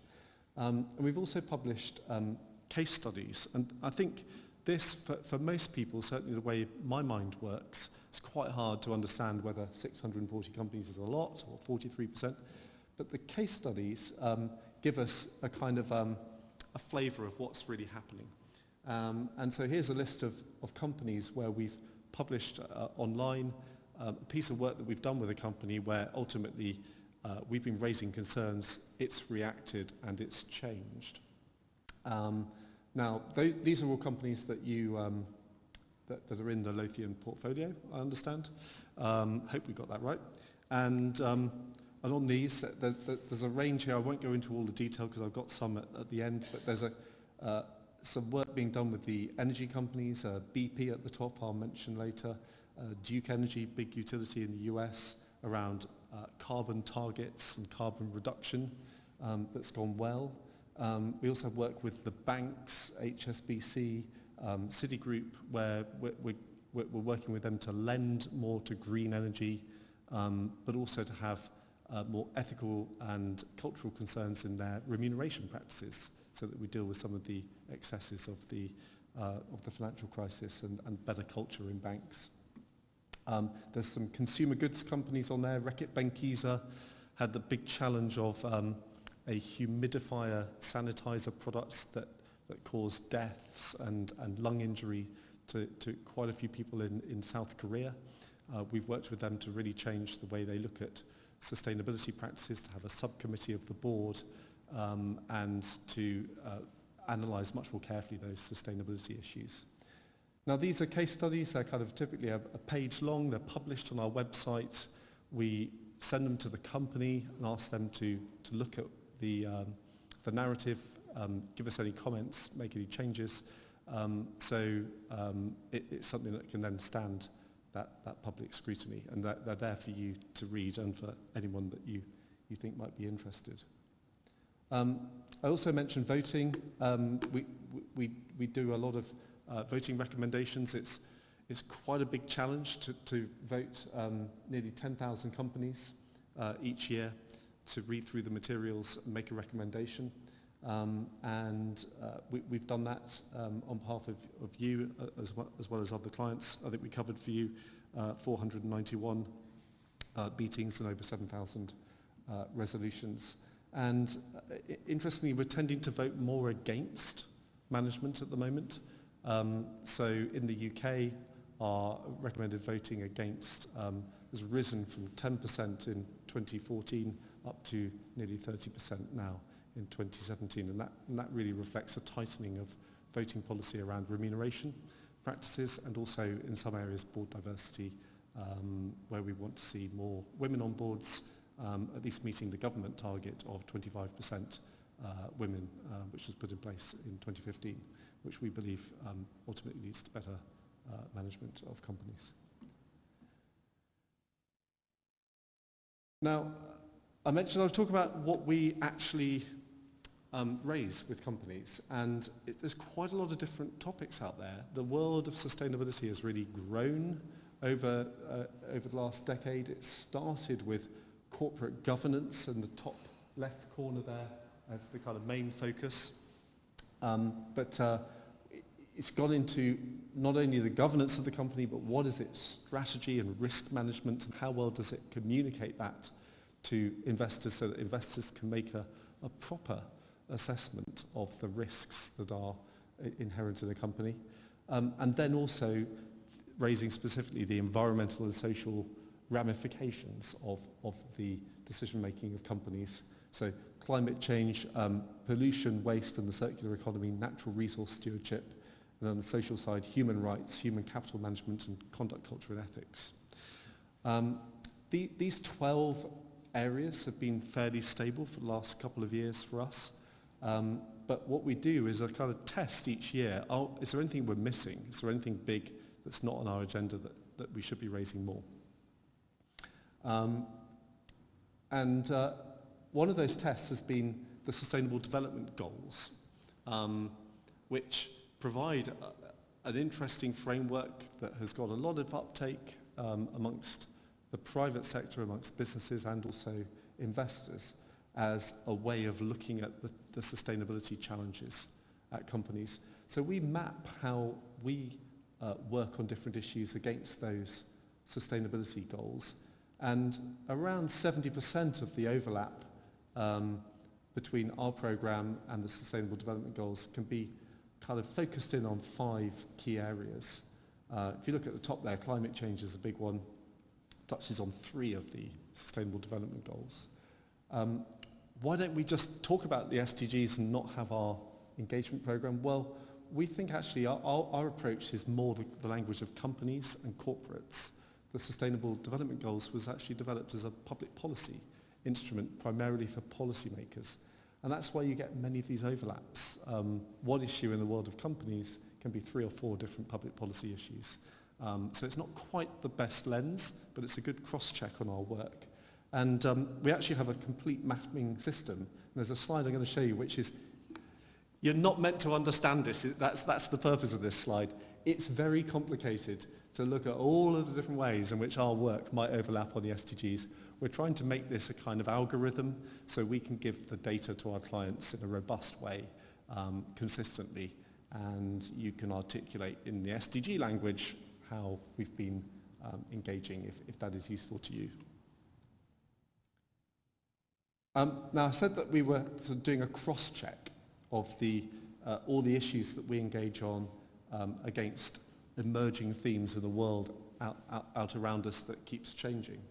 And here we're trying to hone what we call our taxonomy, the kind of all the details underneath these 12 areas that make up the program that we engage on with companies. And there has been some development in these areas. If you look down at the bottom left corner, pollution, waste and the circular economy, there's some older issues that we've long engaged on: spills, catastrophic events. Do you remember the Deepwater Horizon big oil spill in the Gulf of Mexico 2010? And so we focused on those with many oil and gas companies. But there are new issues around, for example, plastics now, getting into the oceans, the explosion in plastics use, the need to reduce that waste and have more circular economy solutions, recyclable plastics. And also in natural resource stewardship, issues such as water stress, bit of a long time focus for us, but now sustainable food and agriculture. How do we manage the whole food chain so that it is more sustainable? Food is now a contributor of nearly 25% of greenhouse gas emissions, larger than transportation. So it's a very big and important area. What would be the alternative, say, to meat that may come and disrupt business models, may ultimately impact the value of companies that are in that sector. And antimicrobial resistance, I'll mention that in a moment. On the social side, ethical culture is very important to driving good behaviours in a company. You've seen that in the banking crisis, but it's also prevalent in technology, use of data protection. Paying fair tax is something that we also engage on. And we also look increasingly at human capital management. How does a company manage its people, which is now generally more valuable than the assets that it owns on average.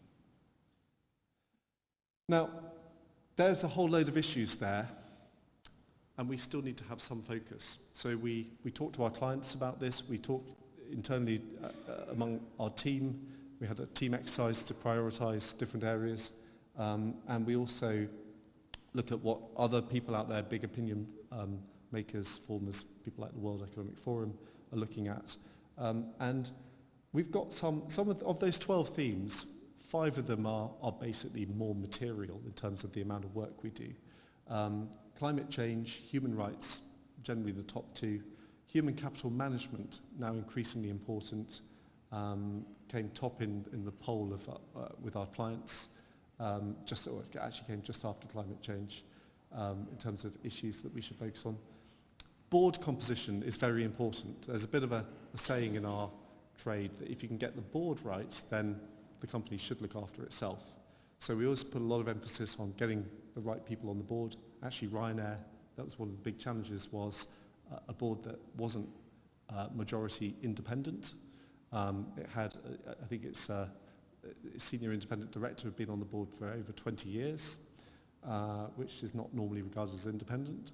And the chairman also had a number of other directorships that may have meant lack of attention at the company. So we had issues there and recommended voting against some of the board members in the last year.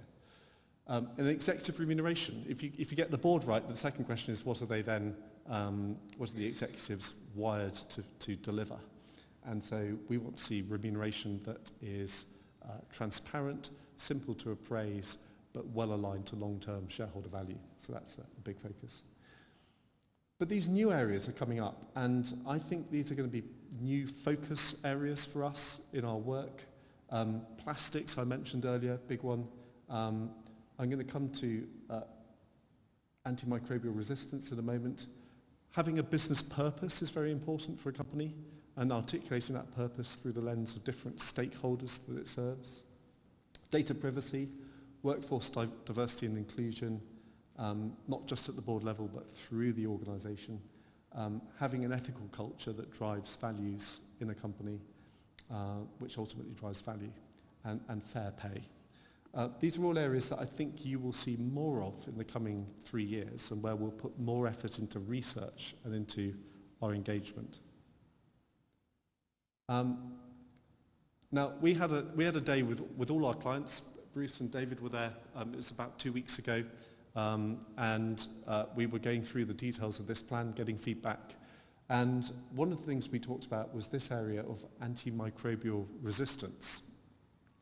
Not often talked about in the world of companies at the moment, but a public policy concern that ultimately one day we could face the reality that that antibiotics, which we use in everyday medicine amongst us in hospitals, doctors, etc., don't work any longer.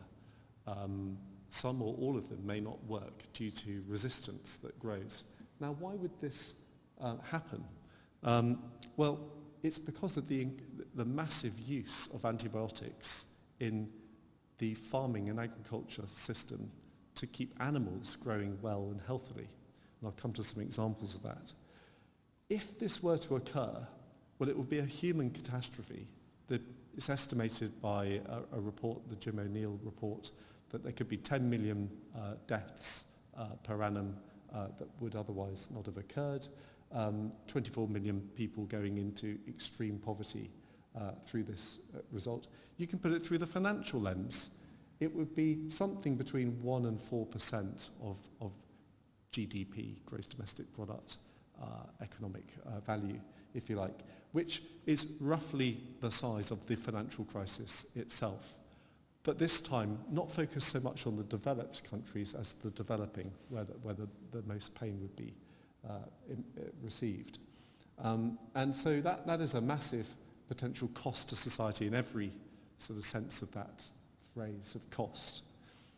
Now, how does it happen that we got this threat? Well, I mentioned it's about animal protein production.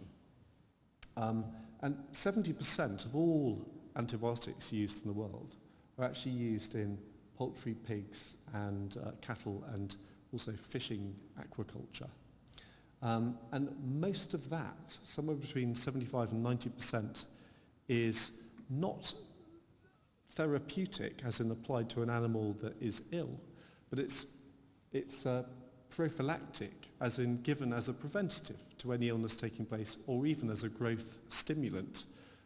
Many antibiotics, when they're just ground down and put into the animal feed, act as a stimulant to growth because they slightly control the way different toxins build in the body of the animal. And so poultry, for example, grow faster under those conditions, as well as get sick less often.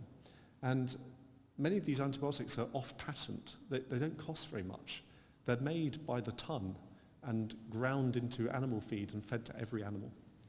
Now, public policy is beginning to wake up to this. It's no longer in the EU or in the US permissible to feed indiscriminately antibiotics for non-therapeutic use. But around the rest of the world, that isn't the case yet. And so we're now focusing on those companies and trying to get them to anticipate this change and to improve their practices. McDonald's is an interesting case study of a company that did make this change around 2 years earlier than it needed to in its supply chain in the US and in the EU. And we're now working and talking to them about how they can make sure that applies around the rest of the world as well. It's also a challenge for the pharmaceutical industry as well, because pharmaceutical manufacturers can discharge antibiotics into the water, into rivers. And this that can then spread around the environment and cause bacteria to develop that resistance just through the prevalence of antibiotics in the water. Now, another issue that we've been working on that's sort of a little less on the radar is what you could call ethical cobalt, or cobalt-free of human rights abuses. Cobalt is incredibly important to battery manufacturing, and the battery manufacturing is massively increasing at the moment in order to provide low-carbon forms of energy, for example, electric vehicles, but also in all the laptops, mobile devices that we all know and love. About 50% of cobalt actually originates from the Democratic Republic of Congo. And there is a real problem of what's called artisan mining, small mines which are not really controlled by big companies, but which have children working in them, and also very unsafe working practices. So we've been working with the supply chain in electronics goods manufacturing, battery manufacturing, to try to find ways to trace the right type of cobalt and eliminate the wrong type using blockchain technology. And we're shortly going to issue a report on this done with a law firm on how the legalities of this can work and how companies can use this technology. but it's a good example of how you need to have a global program of engagement in order to do this type of work. So we've been talking, for example, to Apple, to their big supplier Honhai in China, and then to some of the mining companies, for example, Glencore, who operate smelters in the DRC and miners, and have mines there as well, about how we can get this whole supply chain talking to each other and recording the information on where this cobalt originates. So it's another issue that I think you're going to see more of up and coming over time, and we'll update you when we've done that report launch. Now, one final area I thought I'd touch on is just what's happening on climate change. It's been a big topic of discussion today. We've heard about the carbon footprint work that Lothian are doing, which is a very sensible thing to do in terms of risk analysis. Royal Dutch Shell is a company that has really changed a lot in the last couple of years as a result of investor pressure. And part of that pressure has been on the question of kind of what's going to be the long-term future of the company. And it's actually responded by explaining that it has now an ambition to transition itself to providing low-carbon energy according to a trajectory that is in line with the goals of the Paris Agreement, so 2 degrees or below. However, it has called this an ambition and not a target, and one of the areas of work that we're doing with the company is to try and get that ambition locked down better so that they're totally focused on delivering that. But it's given them that focus that the organisation has, and that sort of narrative of how they can ultimately deliver value over the long term, even through this big transition that should one day shrink the amount of oil and gas that is sold by the company. BP is a company in a different place that we're also discussing a lot with at the moment. It hasn't committed itself to a transition of the nature of Shell. It's keeping its options open, I would say. But what we're talking to them about is how they can focus their investment, their capital expenditure, as it's termed, into the type of oil and gas that will always be needed. And as David mentioned earlier, there's still going to be a lot of oil and gas required over the next 20, 30 years as we peak and then fall the amount of oil and gas used. And so that amount, that sort of, in this diagram, the green kind of wedge, is what you could call 2-degree advantaged or compatible. However, there is a surplus requirement above and beyond the 2-degree pathway that you, if you invest in, you invest at your potential peril if that 2-degree world comes about through changes in technology and public policy. It could be stranded or it could be impaired, and it's just less attractive to produce because it's really the oversupply of oil and gas. And so we're trying to work on how to articulate which are the good projects and which are the less good ones. And I think we might hear a tiny bit about that from the PRI afterwards. So 2 different approaches. Shell kind of transitioning, BP not sure, but considering how they can demonstrate how some of their projects are still of the right type and the type that should preserve long-term value. I'm keeping an eye on the clock because we are running on a bit, but I'm very happy to take any questions either now or just hang around and you could ask me at the end.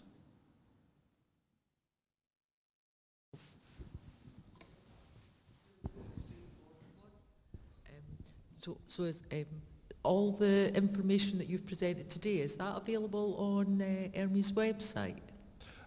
Yes, so all those case studies, for example, are indeed,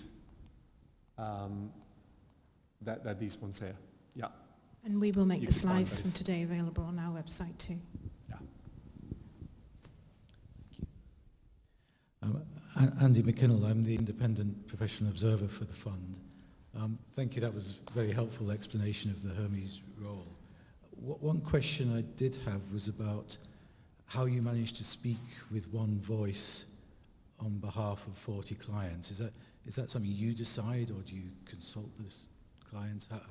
How do you arrive at the approaches that you're going to take? Yeah, no, that's a good question. We build this engagement plan over a number of years, and we publish it to our clients.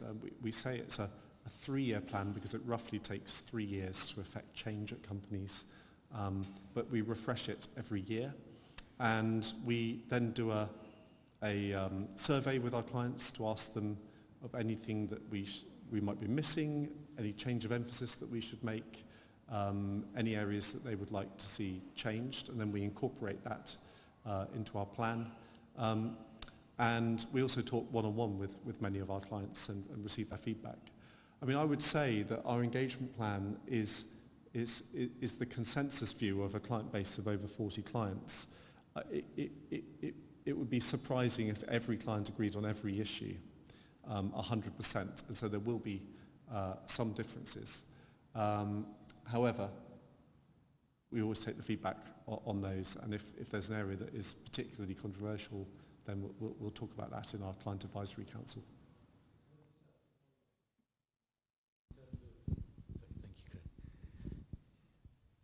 In terms of what levers you're then able to use in your engagement in order to get the desired effect? I'm sorry, I didn't quite catch that question. So I'm just looking to understand what levers you're able to use. I mean, presumably your clients still retain the voting rights. You don't vote on behalf of the clients. But in your engagement, you're obviously setting out views that are going to be reflected by the clients themselves. Yes. What levers are you able to use in that engagement to get the desired behaviours? Yeah. So how do we really affect change at a company? You're right that we can cast, or we can recommend how to cast a vote. It's actually our clients that make the decision at the end of the day. And those votes tend to be around who's on the board of directors and what people get paid.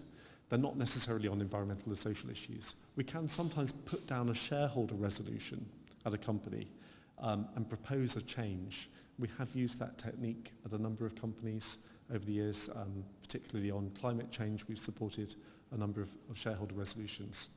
But the vast majority of the work we do is basically one-on-one meetings with board directors, with senior executives, talking to them about how their company works, and actually kind of discovering the right answers to these questions together, because we don't actually really know all the answers. We understand where the challenges reside, and we can ask the difficult questions. The company needs to really resolve that and believe in the right answer. So we're giving emphasis and ideas and discussing how to make change happen. If you've got an idea that's right and will drive long-term value, it's ultimately in everybody's interest to pick that up. And I think that's what we're trying to catalyse, is just the wider peripheral vision of senior management at companies on these issues. Thanks very much. That was a really interesting presentation, and it explains the role of Hermes EOS. Do you actively engage with other major shareholders in companies? I'm conscious of the fact you're representing a large number of people, so we have quite a shareholding influence there with the company we're talking to, but there will be other shareholders, major shareholders in these companies.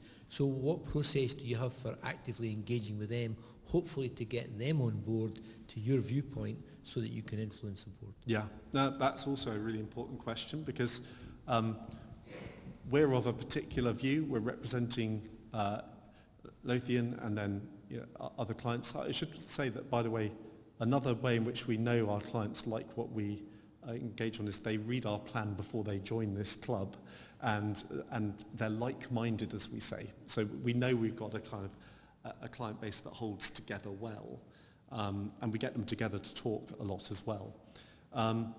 But there's a huge world of investor out there, some who may care less about these long-term issues. There may be short-term investors, there may be only with a very short horizon, even short-selling companies. And so there are ways we can influence. One is that we do actually go to AGMs and speak. We went to 10 AGMs this last year and made public statements. We also can network with other investors and try to form coalitions on important issues. And sometimes the companies get us together as well. I mean, it's efficient for them to make one presentation to 10 investors rather than 10 different ones. And so sometimes we can a little bit influence each other in the room by the type of question that we ask, and others pick up on an issue. And so there's a variety of ways in which we can reach out to other investors. That is an important part of the role. I know of 2 questions, and then we'll have to move on in terms of time. Hi, Tom Howarth, Unison Pension Board member. What's the mechanism? How do you feed back where companies are failing to respond to the measures, recommendations, and things you put in place? How do you feed that back to the client, and do you make a recommendation on what action you think should be taken? Yeah. So I said we engage on objectives, and we kind of have an end goal in mind, say a new policy on climate change or a new tracking approach on cobalt. And sometimes we will not make the progress we want or even just fail. When that happens, we discontinue the objective, and that is then available for our clients to see. It's highlighted on our system, and they can know that it's something that we tried at but didn't succeed in a reasonable time frame. It does happen. We tend not to kind of publicize that to the whole world, but we do to our clients. And I could give you various examples if you want to do afterwards. Thank you. Councillor Neil Ross. Can I ask you, you've shown in your analysis here the qualitative results of progress made through engagement.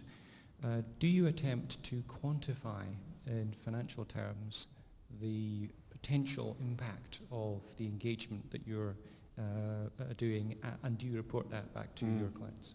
It's a really good question as well.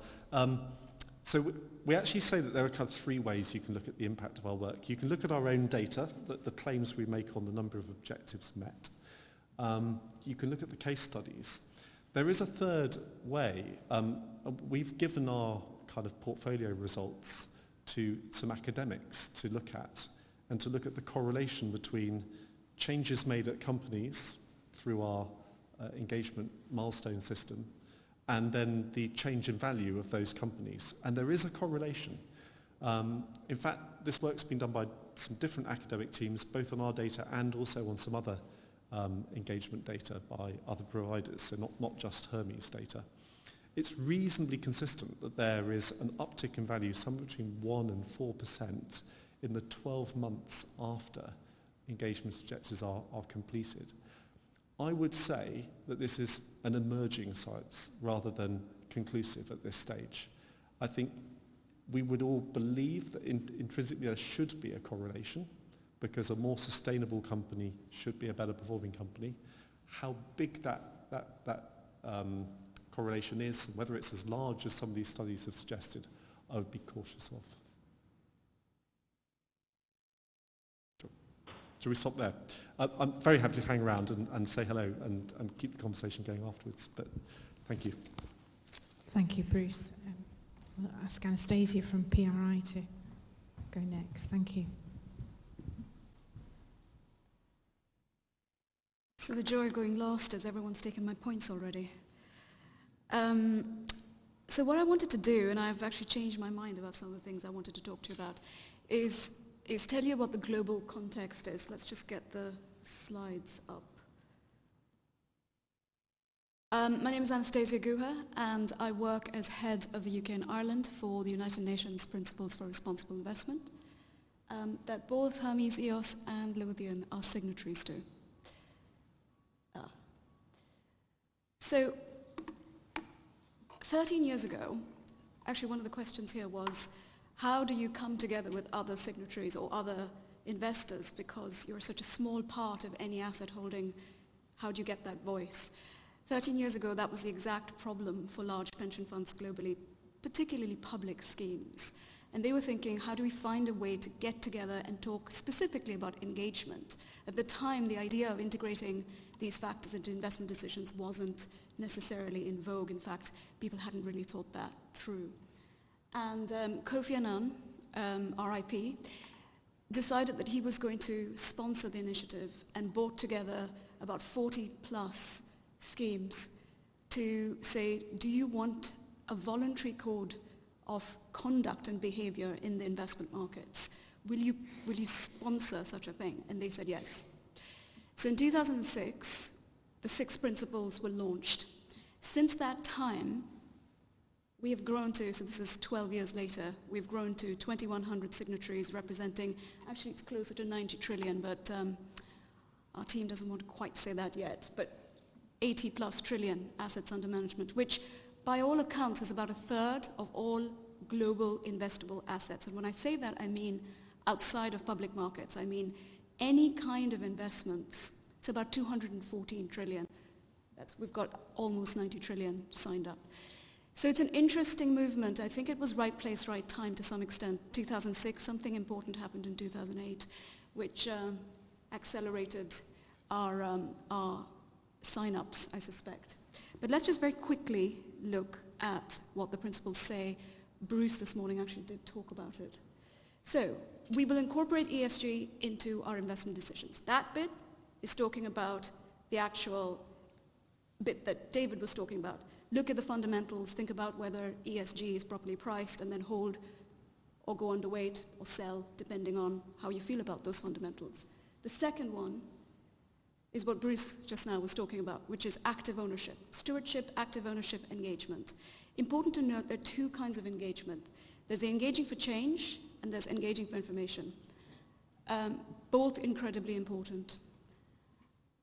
The third is we will seek appropriate disclosures. Again, this has been talked about today. Massive problems with data, and especially comparability.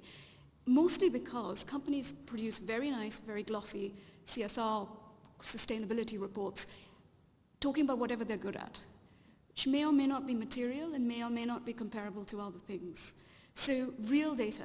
What are the health and safety standards of that company? What are their pay differentials? Especially in this country, a lot of these things are now public. Asking for that sort of disclosure globally, because all investors are global. The third is promote acceptance, so all naysayers will be not offered cups of tea when they go to investment conferences. There are still naysayers, by the way. 80 trillion doesn't mean everyone's signed up to this. 5 is we will work together. And 6, and this is utterly important, is we will mandatorily disclose what we have done this year to implement the principles in our practices. What this means essentially is that all of our signatories, including Hermes EOS and Lothian, report to the principles through a process every year on what they have done in terms of thinking about this in their portfolio. And privately, we score them. And that scoring is shared with them privately so that we can talk to them about where they could improve. So their feet is being held to the fire by a global standard setter. I just want to quickly define responsible investment. I'm aware we didn't do it today, so just very quickly the way we define it, and again this is important because the way we define it is the way we measure it. Responsible investment is an approach to investing that incorporates E, S, and G into investment decisions to better manage risk, generate sustainable long-term returns. By the way, investment decisions includes active ownership decisions. And here this breaks that down, and it'll situate a lot of what was being said by both speakers this morning in context. So ESG integration, that's what people like David do. They think about fundamentals and how do you integrate it. They decide a framework of materiality. So for instance, they will decide in a fossil fuel context which bits they are more comfortable with versus others. So he talked about thermal coal, thermal pure play coal. He's not that comfortable with the long-term prospects of that. He's integrating. Screening is very clear. What you're doing is a lot of firms do this globally, which is they look at the top performers. There are ESG ratings that you can buy in the market or can produce yourself, and they use a best-in-class approach, or they use negative screening. Those with ethical, norms-based thoughts will do that. And then, of course, things like cluster munitions, a lot of European fund managers will exclude that as a matter of course because people sign treaties, etc. And then there's the active ownership bit, which is the important pillar that supports the rest. So how are investors globally thinking about climate change? And why are they thinking about it? Not everyone is switched on to the fact that this is going to cause problems, and the reason to a large extent is politics, and the other reason is the lack of a consistent carbon price. If carbon was priced today at the rate that it should be priced, a lot of industries' cost curves will suddenly start looking really bad really quickly, and you would know which ones they are and you'd start dumping them because that wasn't going to change. But because there is no carbon price, you have to base yourself on other things. So this is the World Economic Forum report looking at what are the top global risks. They do this every year. Over the years, I actually have a slide elsewhere which shows over the years how things changed. And it's mitigation, natural disasters, extreme weather events, water crisis, man-made environmental disasters. I mean, these are the top likelihood of A, occurring, and B, causing destruction of value in our portfolios, in our companies, and in the economy. So clearly, people who watch macro stuff, investors, they're supposed to be doing this. They're looking at this, realizing, okay, we have a problem. And the second thing is also the opportunity side. Now, a large-scale transformation of any kind is going to be disruptive, but it's going to have opportunities. I realize one of the things I want to talk to you quickly about is climate change overall has three kinds of risks. One is regulatory risk, which is essentially countries and governments turning around and saying, investors, we can't leave it up to you. This includes specifically asset owners. We can't leave this up to you. You're not doing a very good job. We're going to change the policies, and you're going to have to start telling us what you're doing. And by the way, we're also going to stop you from investing in certain sort of ideas that we think might be problematic by, again, using policy sort of levers. An example of this is in the UK, the Environmental Audit Committee recently asked 25 of the top, when I say top, I mean in terms of size, pension funds to come and produce evidence on what they're thinking, how are they thinking about climate change in their portfolios. Then they put all of the responses onto their website and said which ones were inadequate. This was all out in the public domain. That is regulatory risk. The second risk is physical risk, which is essentially if you've got lots of infrastructure assets or if you've got lots of shopping malls in Miami, you might be in trouble because insuring those things are becoming harder and harder because of droughts or because of massive cyclones and hurricanes. The risk that BRI has concentrated on, apart from regulatory, but we won't go into that today, is transition risk, which is the entire economy is going to have to become low carbon. That includes people who produce, people who finance, and organizations that consume energy. So if you're thinking about a before and after low carbon world, the industries of the future will look different than the industries do today. And this is, I use the example of the internet. 20 years ago, the internet came into being in the way that we use it now. And every company was impacted by how that worked. And it's the same. If we're going to start saying we are not going to emit the way we do now, manufacturing will change, the way we think about consumption will change, and we can see consumer patterns already changing. The opportunity side of this is intense, and David mentioned that in the IEA report, although the IEA report typically lowballs renewables, and I would have a slide on that if I had known you'd be talking about it, but interestingly, 26 trillion is needed to make this transition. So there are companies that if you invest in today, some of them are Scottish, by the way, will do very well. And they're not all energy related. They're to do with the new economy. This is interesting as well because it shows you where, this is also from the IEA, by the way, 2006, so 1 year out of date compared to David's. But you look at the fossil fuels, it's the dark blue navy line is where the investment is today, and the light blue is where it needs to be in 2040. So there are some anomalies. So what are asset owners doing about these anomalies? Part of it, we can use Lothian as an example. Measure, they're saying you can't do anything about what you don't, you can't manage what you don't measure. They've measured.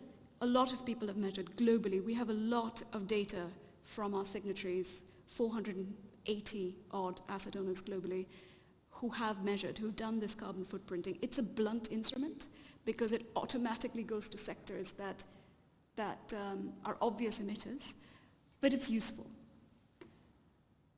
Then you act, and how do you act? You engage. Again, as I said, you engage for change, but you also engage for information. So you want to interrogate, unpack this a little bit. David has unpacked it because you could see from his slides how he's looked at utilities and also then the worst performers within the utilities and spoken to each one and thought, okay, no, I can deal with this response. Perhaps in time there will be ones where you can't deal with the response and you will have different decisions in those instances. Invest. The renewables industry, is exploding. The size of that market in the US alone is, on solar specifically, is just, the price of these photovoltaic cells have just dropped in such an exponential fashion. It's really quite phenomenal. And battery capacity, etc. So invest differently. Think about where the opportunities lie. And then avoid, depending on your thoughts, what responses you're getting, the results of your engagement, whether you're 100% pure play coal company or not, etc.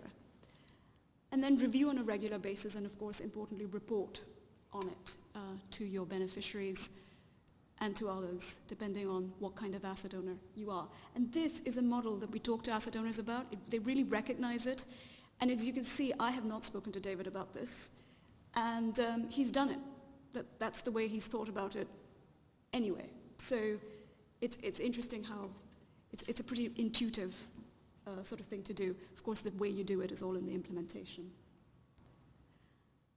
Now, the role of active ownership, I won't go into great detail, but I will talk about a few of the interesting things that the PRI has done that addresses your questions around how do you talk to others, how do you become global. Now, PRI is pretty global, 52 countries, as I said, 2,100 signatories, out of which we do have service providers like EOS, so they're not all investors, but about 400 out of the 2,100 are service providers. The rest are all investors, either asset owners or fund managers. And as you can see, Principle 2 is pretty important, which is active ownership, which talks about this. So what does PRI do? Now, what PRI does is go back to 13 years ago. The reason we were set up is to provide some sort of a platform to help asset owners globally come together to have a bigger voice when they speak to large conglomerates that they hold. Whilst we've sort of expanded beyond anyone's wildest imaginations, that is still a very key part of what we do. People talked about methane, so we do a methane engagement. We do deforestation engagement, both very important, but I want to very quickly touch on disclosure and transition alignment, which sounds utterly dull, but is very key. I'll talk about it in a second, and oil and gas assets. So disclosure. So what happened was, Michael Bloomberg, you may know him, he used to be the mayor of New York, but also is a multi-billionaire because he owns Bloomberg, which is a tool that most financial analysts use to just know what's happening in the markets. He was tasked, along with Mark Carney, who's the governor of the Bank of England, to come up with a framework by industry to think about how do you talk about how you're thinking about the future. And this includes for every actor within the economy. That includes financial services, but also includes corporates. It's called the task force. The task force was sort of very star-studded. I'm happy to say that the PRI was on the task force. But it's called the Task Force for Climate-Related Financial Disclosures. And it's called TCFD.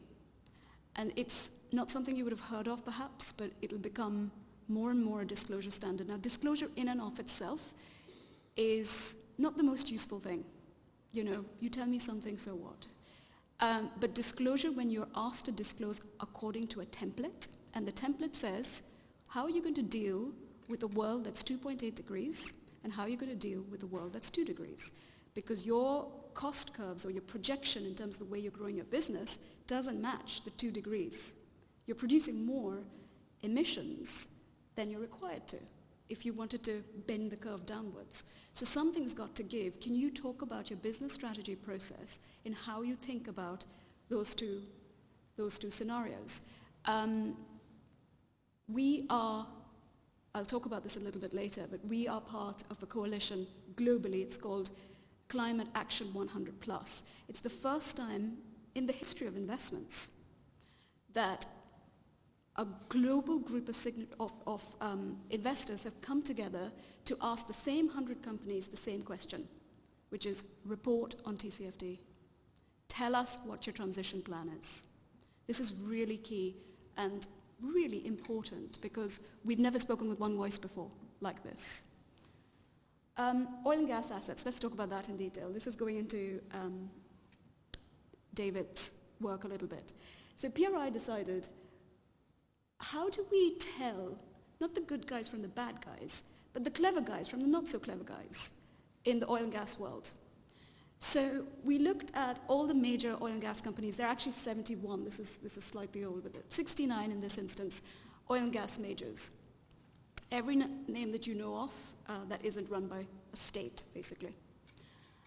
And we thought, let's look at their asset level data. Now, what that means is we won't ask you what you think about disclosing on climate change, what you're going to do. We're literally going to look at all the wells that you've got or all the wells that you are intending to get. So what money are you spending now, capital expenditure, CapEx, on wells you're intending to get, so that we know how many barrels of oil you're going to have over the course of the next 15 years. Because we know what you can't have. Because if you have all the barrels that you think you're going to have, we're going to be in a 3+ degree world. At that point, Denmark and Florida is underwater. So what are we going to do to engage with you today based on your expenditure today on oil you're not going to sell tomorrow, stranded assets?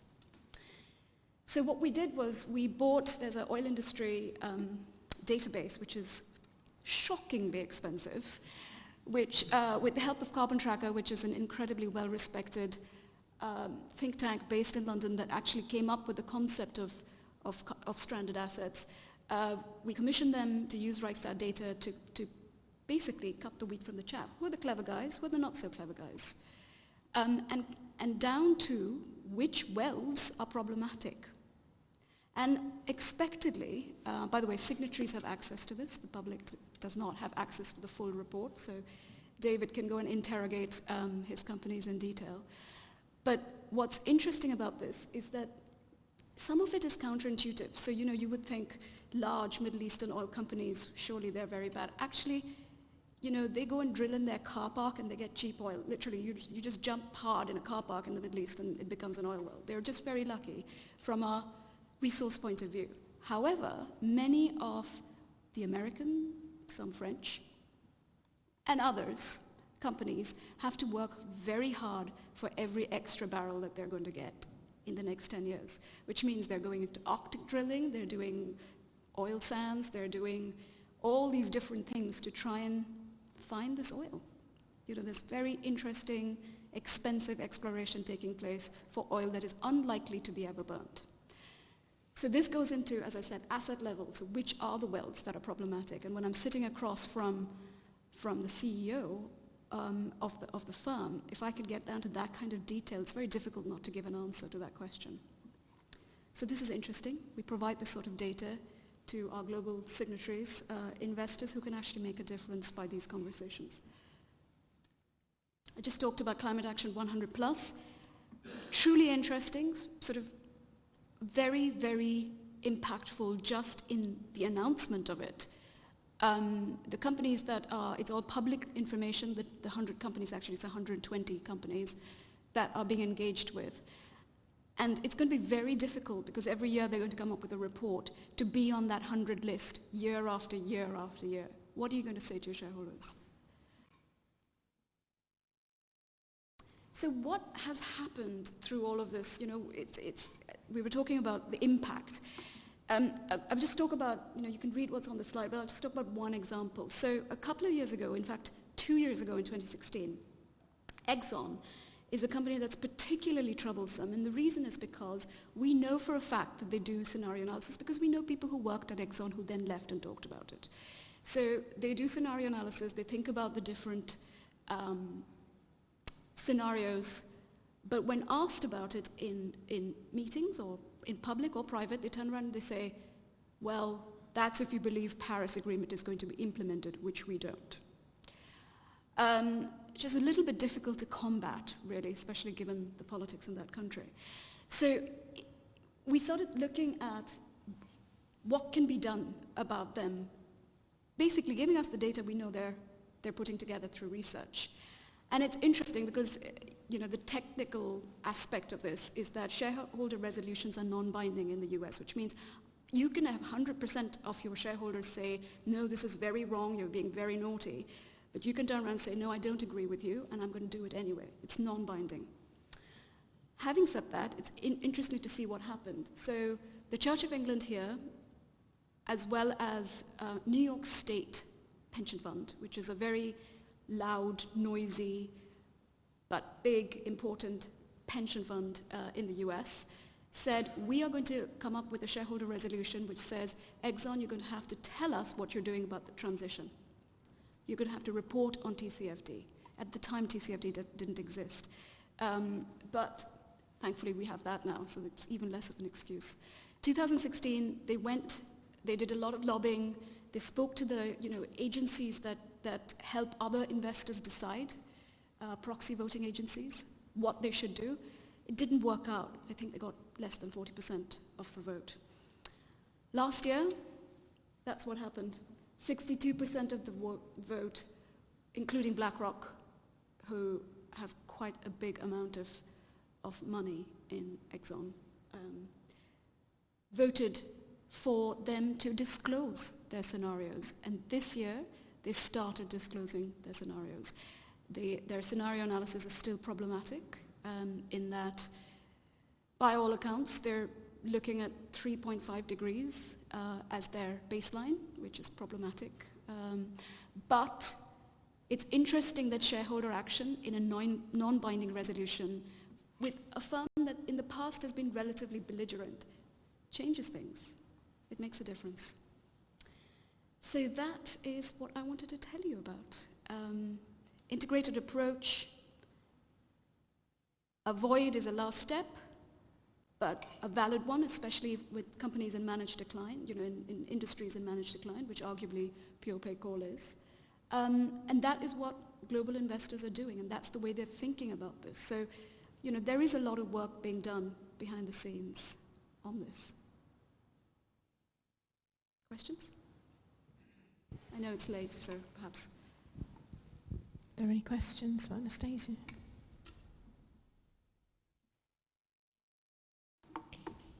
Thank you very much.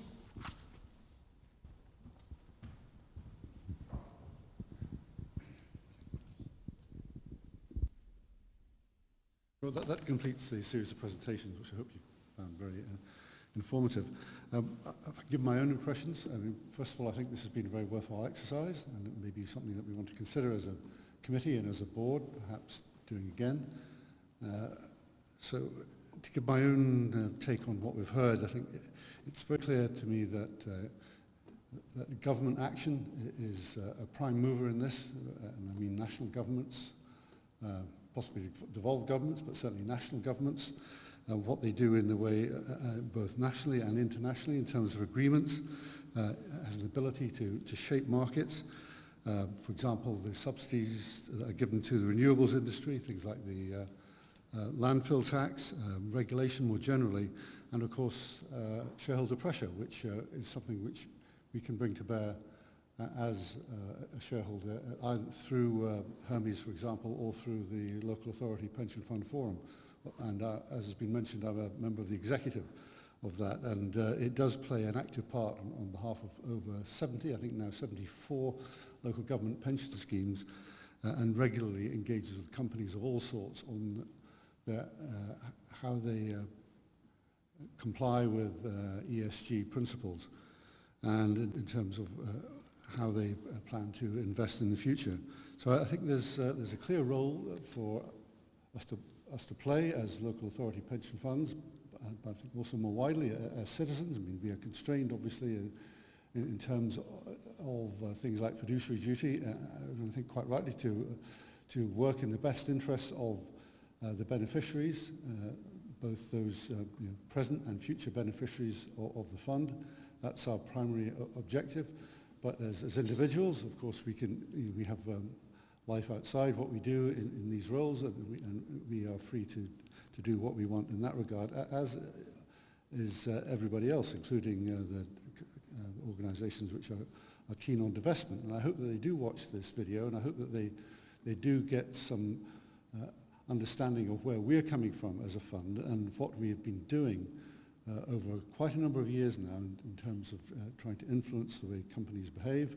And of course, it's also a matter for governments, and you can see that governments have been very responsive. And that's one of the reasons why I think the renewables industry, for example, is the size that it is, and why pressure has been brought to bear by shareholders as well on their companies, on their performance in terms of ESG and also in terms of environmental and climate issues. So that's what I'd like to say by way of conclusion. But Claire, if there's anything you'd like to add at this point, then in which case that brings us to a conclusion. We've overrun a bit, which I think shows there's been a lot of interest and a lot to say on this subject. And thank you all for staying throughout this. And as I say, we will have a discussion. I think it may be formal or informal, but one way or another, I think we'll have a discussion with the committee and the board about doing this sort of presentation in the future and keeping people up to date who are interested in what the fund's doing and investing, keeping everybody up to date with what we're doing and the role that we play, both in terms of meeting our members' requirements, but also in terms of ESG and wider issues. So thank you very much indeed for coming along.